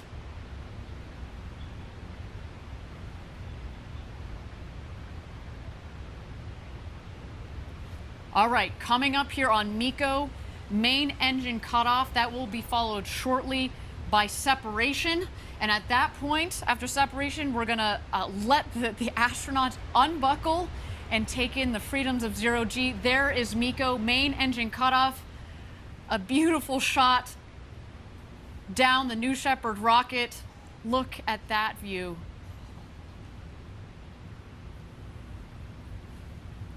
Unreal.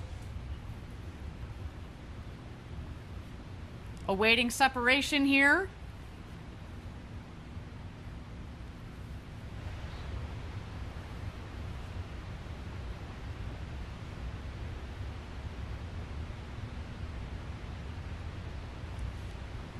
And here we are. You can start to see, stand by. You're going to see the separation of the capsule from the booster itself.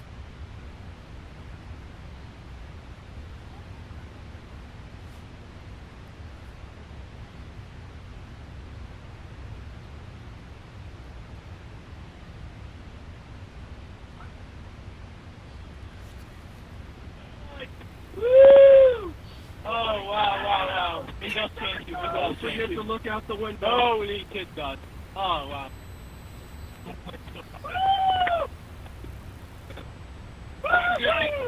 forget to get upside down.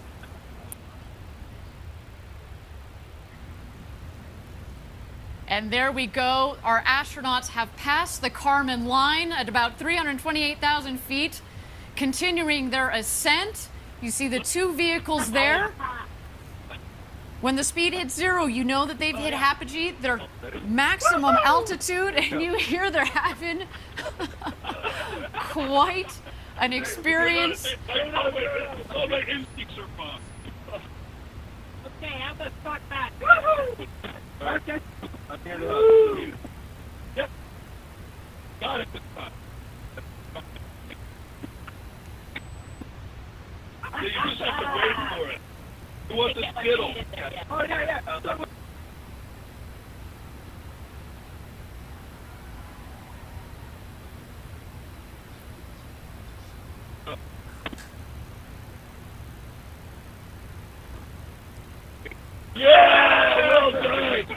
Here, 1 minute warning. 1 minute warning. Go! Oh, sorry. It's right there.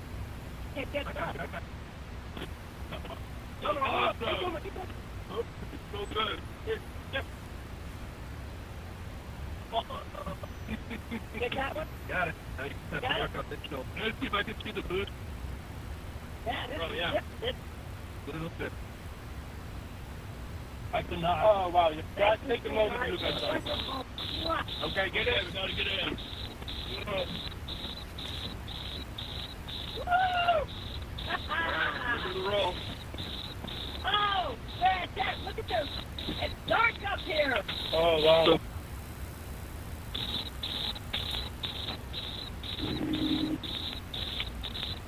2,000 miles an hour. Everybody in? First step, status check. Astronaut Oliver. Oh, my word. Oh, wow. Let's go more. Oliver, status check. Oh, sorry. Blue Control, Oliver, status perfect. In seat. Copy, astronaut Wally. Wally. Blue Control, Wally is in seat. Copy, astronaut demo. Astronaut demo, in my seat. Copy, astronaut Bezos.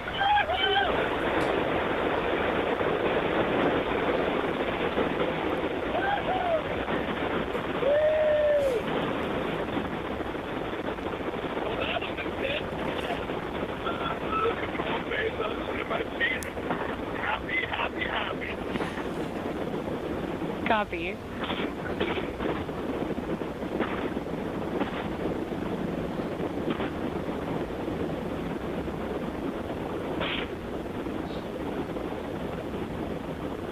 Thank you again, everybody, for joining us live for our first human flight on New Shepard. So far, a nominal flight. Our booster is about to return to its landing pad.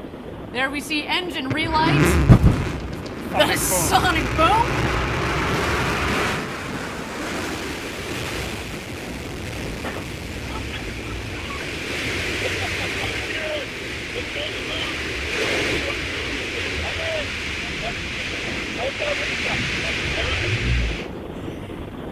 And booster touchdown. Welcome back, New Shepard.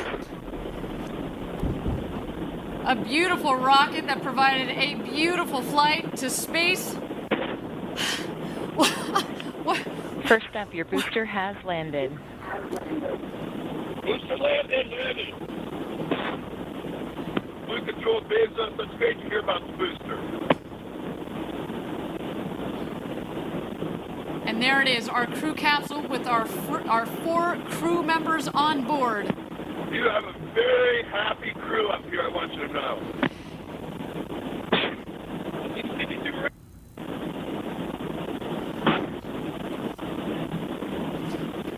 Oh yeah, I see blue. I see the big barn. Stand by drogues. Stand by drogues. Stand by main. Stand by main.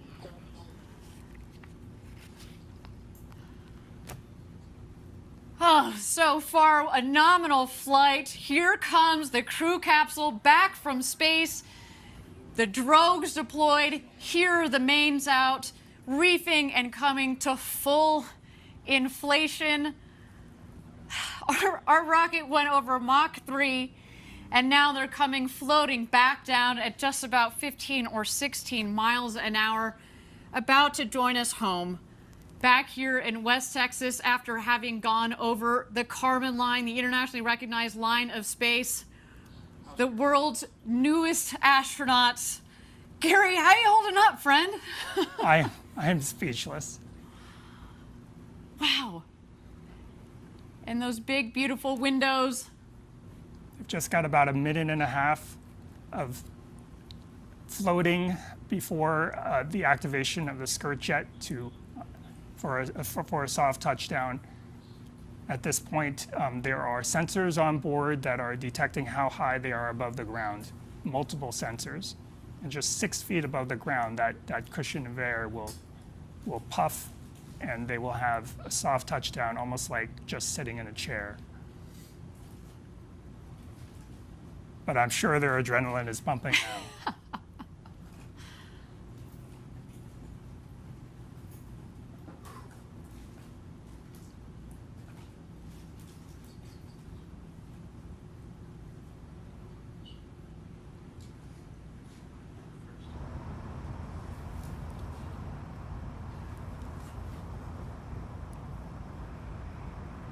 And touchdown. Welcome back, New Shepard's first human crew. What a flight. Welcome back to Earth, first step. Congratulations to all of you. Oh, what a day, what a day. Very happy group of people on this capsule. We're so grateful to everybody who made this possible. Thank you. Blue Control, Oliver, thank you so much for everyone there. It was amazing. It was amazing. Copy first step. You have a very heavy Capcom here as well. Let's do a status check. Astronaut Oliver. Blue Control, astronaut Oliver, status correct. Copy. Astronaut.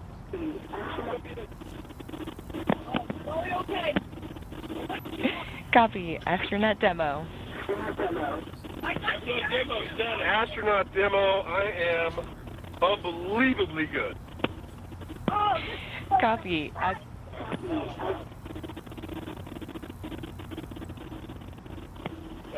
Blue Control, Bezos, best day ever. Copy, everyone. Go ahead and remain in your seats. Crew member 7 is on their way.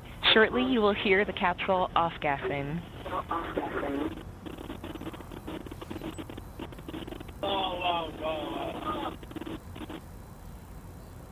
Did anybody have to start altitude or altitude? I didn't. We asked. No, they thought they had. We'll find out. It's okay. I had, my main mission was accomplished. I didn't kick anyone. That was only about 5 minutes. Yep.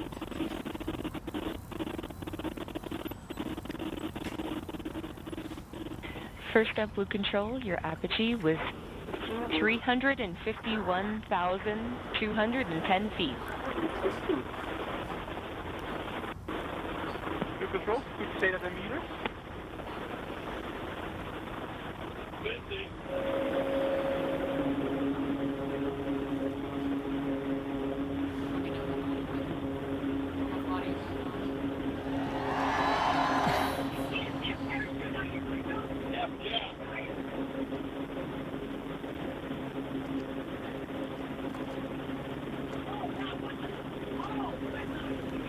That was incredible. That was Wally, that was incredible. No, I was the helicopters. I was surprised at how easy 0G was. Yeah, it felt very remarkably natural. It did. It's like swimming. Yeah. Yeah, it's not. It's weird. It actually feels good. It felt.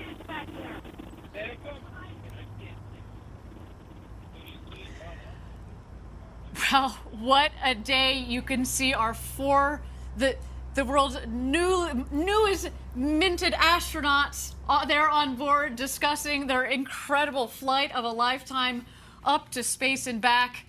Wow. Our team is now preparing landing safety operations.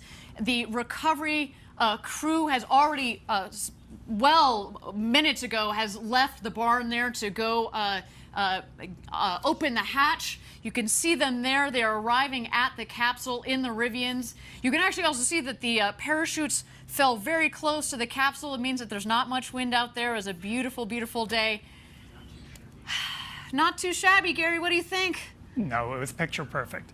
And it sounds like it landed pretty much exactly where we predicted. That's how they can get to it so quickly.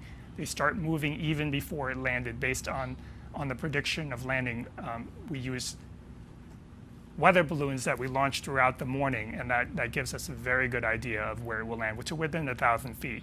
What you're seeing that they're doing right now is Kevin Sprague, crew member 7, is just making sure everybody is okay and gives them a thumbs up. They're also grounding the vehicle.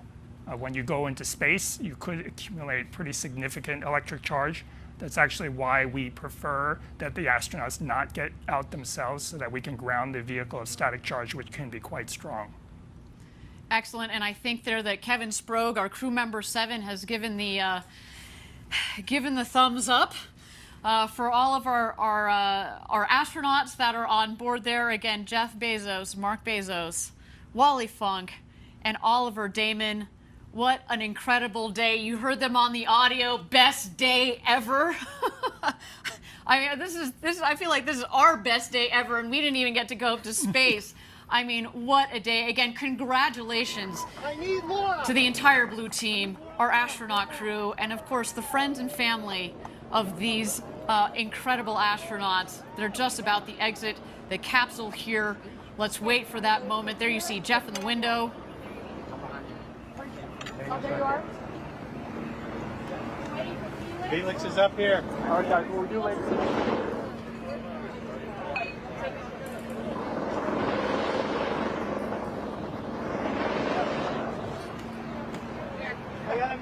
in front of the hatch.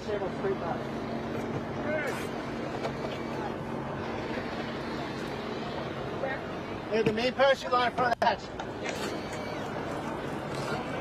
Left.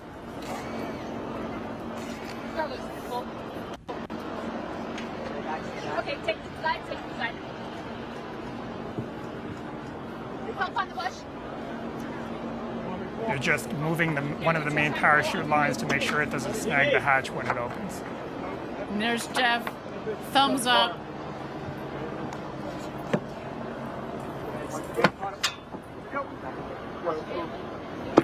CC safe, Jimmy.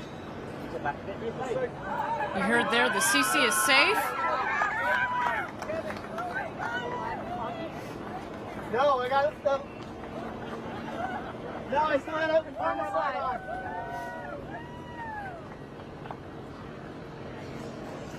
Confirm. Okay, go. You can go live. Go to the camera.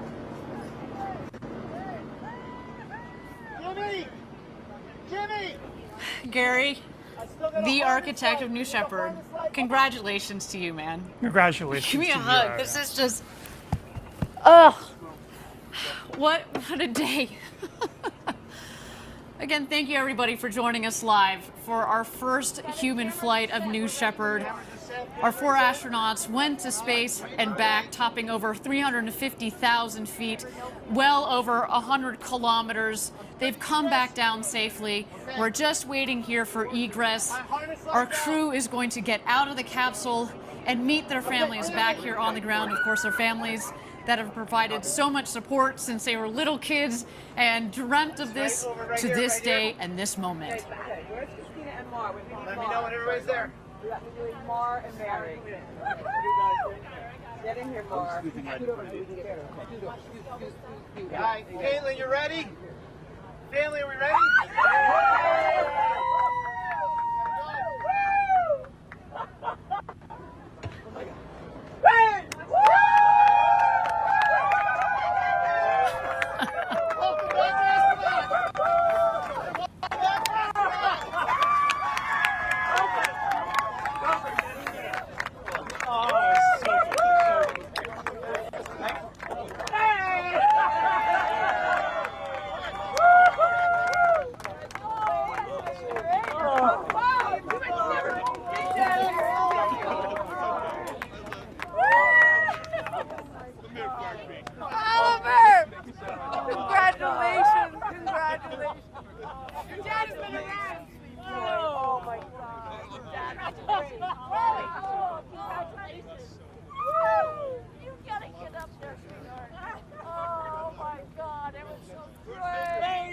What a day again here, a successful launch and landing of the New Shepard rocket and crew capsule with our first human flight crew there, Jeff Bezos, Mark Bezos, Oliver Damon, and Wally Funk. And their families there giving big hugs all around. What a moment, so much emotion from all of them. The elation. Did you see Wally? Did you see Wally when she came out? You know this. I told you she was probably going to do a summer, cartwheel as she came out of that capsule. What an incredible, incredible day. Let's just capture a couple more moments of this. Again, space flight. So much engineering, so much objective, hard engineering, technical thought that goes into it. But when you put people on board, there's such an incredible emotional component to this. The time, the effort, the blood, sweat, and tears, you know this better than anybody else. Again, congratulations, Gary. Thank you, Ariane. And congratulations to the entire Blue Origin team. This might have looked easy today. It was anything but easy. To design a vehicle like this that is so safe that anybody can get on board. From Wally Funk, who today became the world's oldest astronaut at 82, to Oliver Damon, who became the world's youngest astronaut at 18. He joined us from the Netherlands. Again, big shout out to our viewers in the Netherlands. Congratulations. You should be very, very, very proud of your countrymen. I mean, again, and representing the next generation of people that are going to go into space. I mean, I can't wait to see what Oliver does with his future. I can only imagine. You heard him in the video. You know, he just wants to spread the love, spread the message. I can't wait to hear their impressions of the view from up there. And in fact, I hear in just a moment we hope to be getting a couple of impressions from our astronauts. We'll stand by for that there. You see the friends, the family. You see our CEO, Bob Smith, there. You see a couple of our other executives, of course, this crew safety team. Champagne. And it's champagne time, everybody.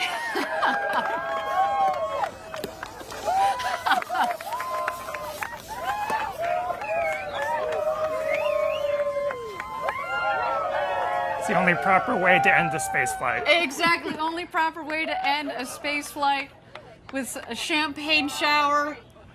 And man, that is, let me just tell you, that is the beginning of the celebrations. There is a lot more to come. We are, again, not just the crew and the families, but everybody at Blue Origin who has made the historic day possible.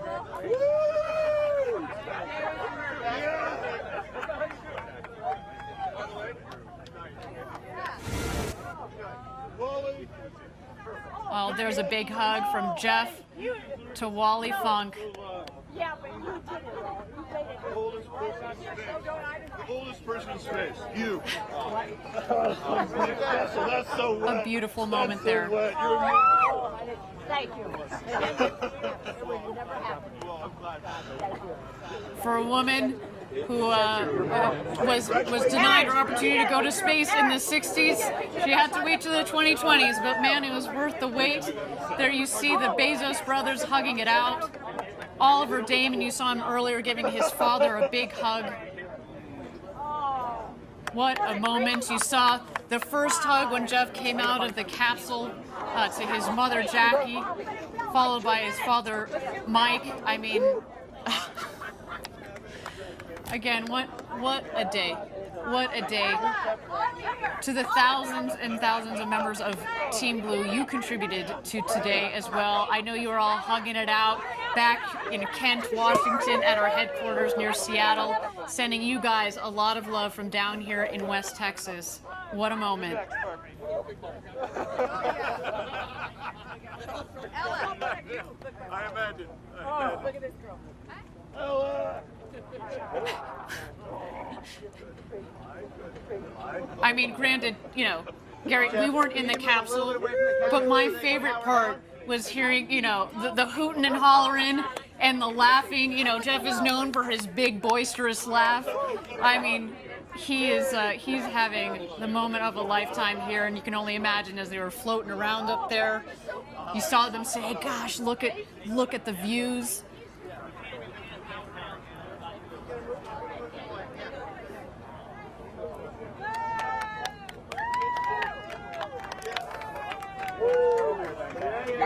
Gary, is this as you had expected it? 17 years ago when you joined Blue Origin, you know, we like to we like to, you know, start at the end goal, work backwards to make the design, and then build forwards. When you sat there 17 years ago with the very small team at the time at Blue, is this what you would imagine?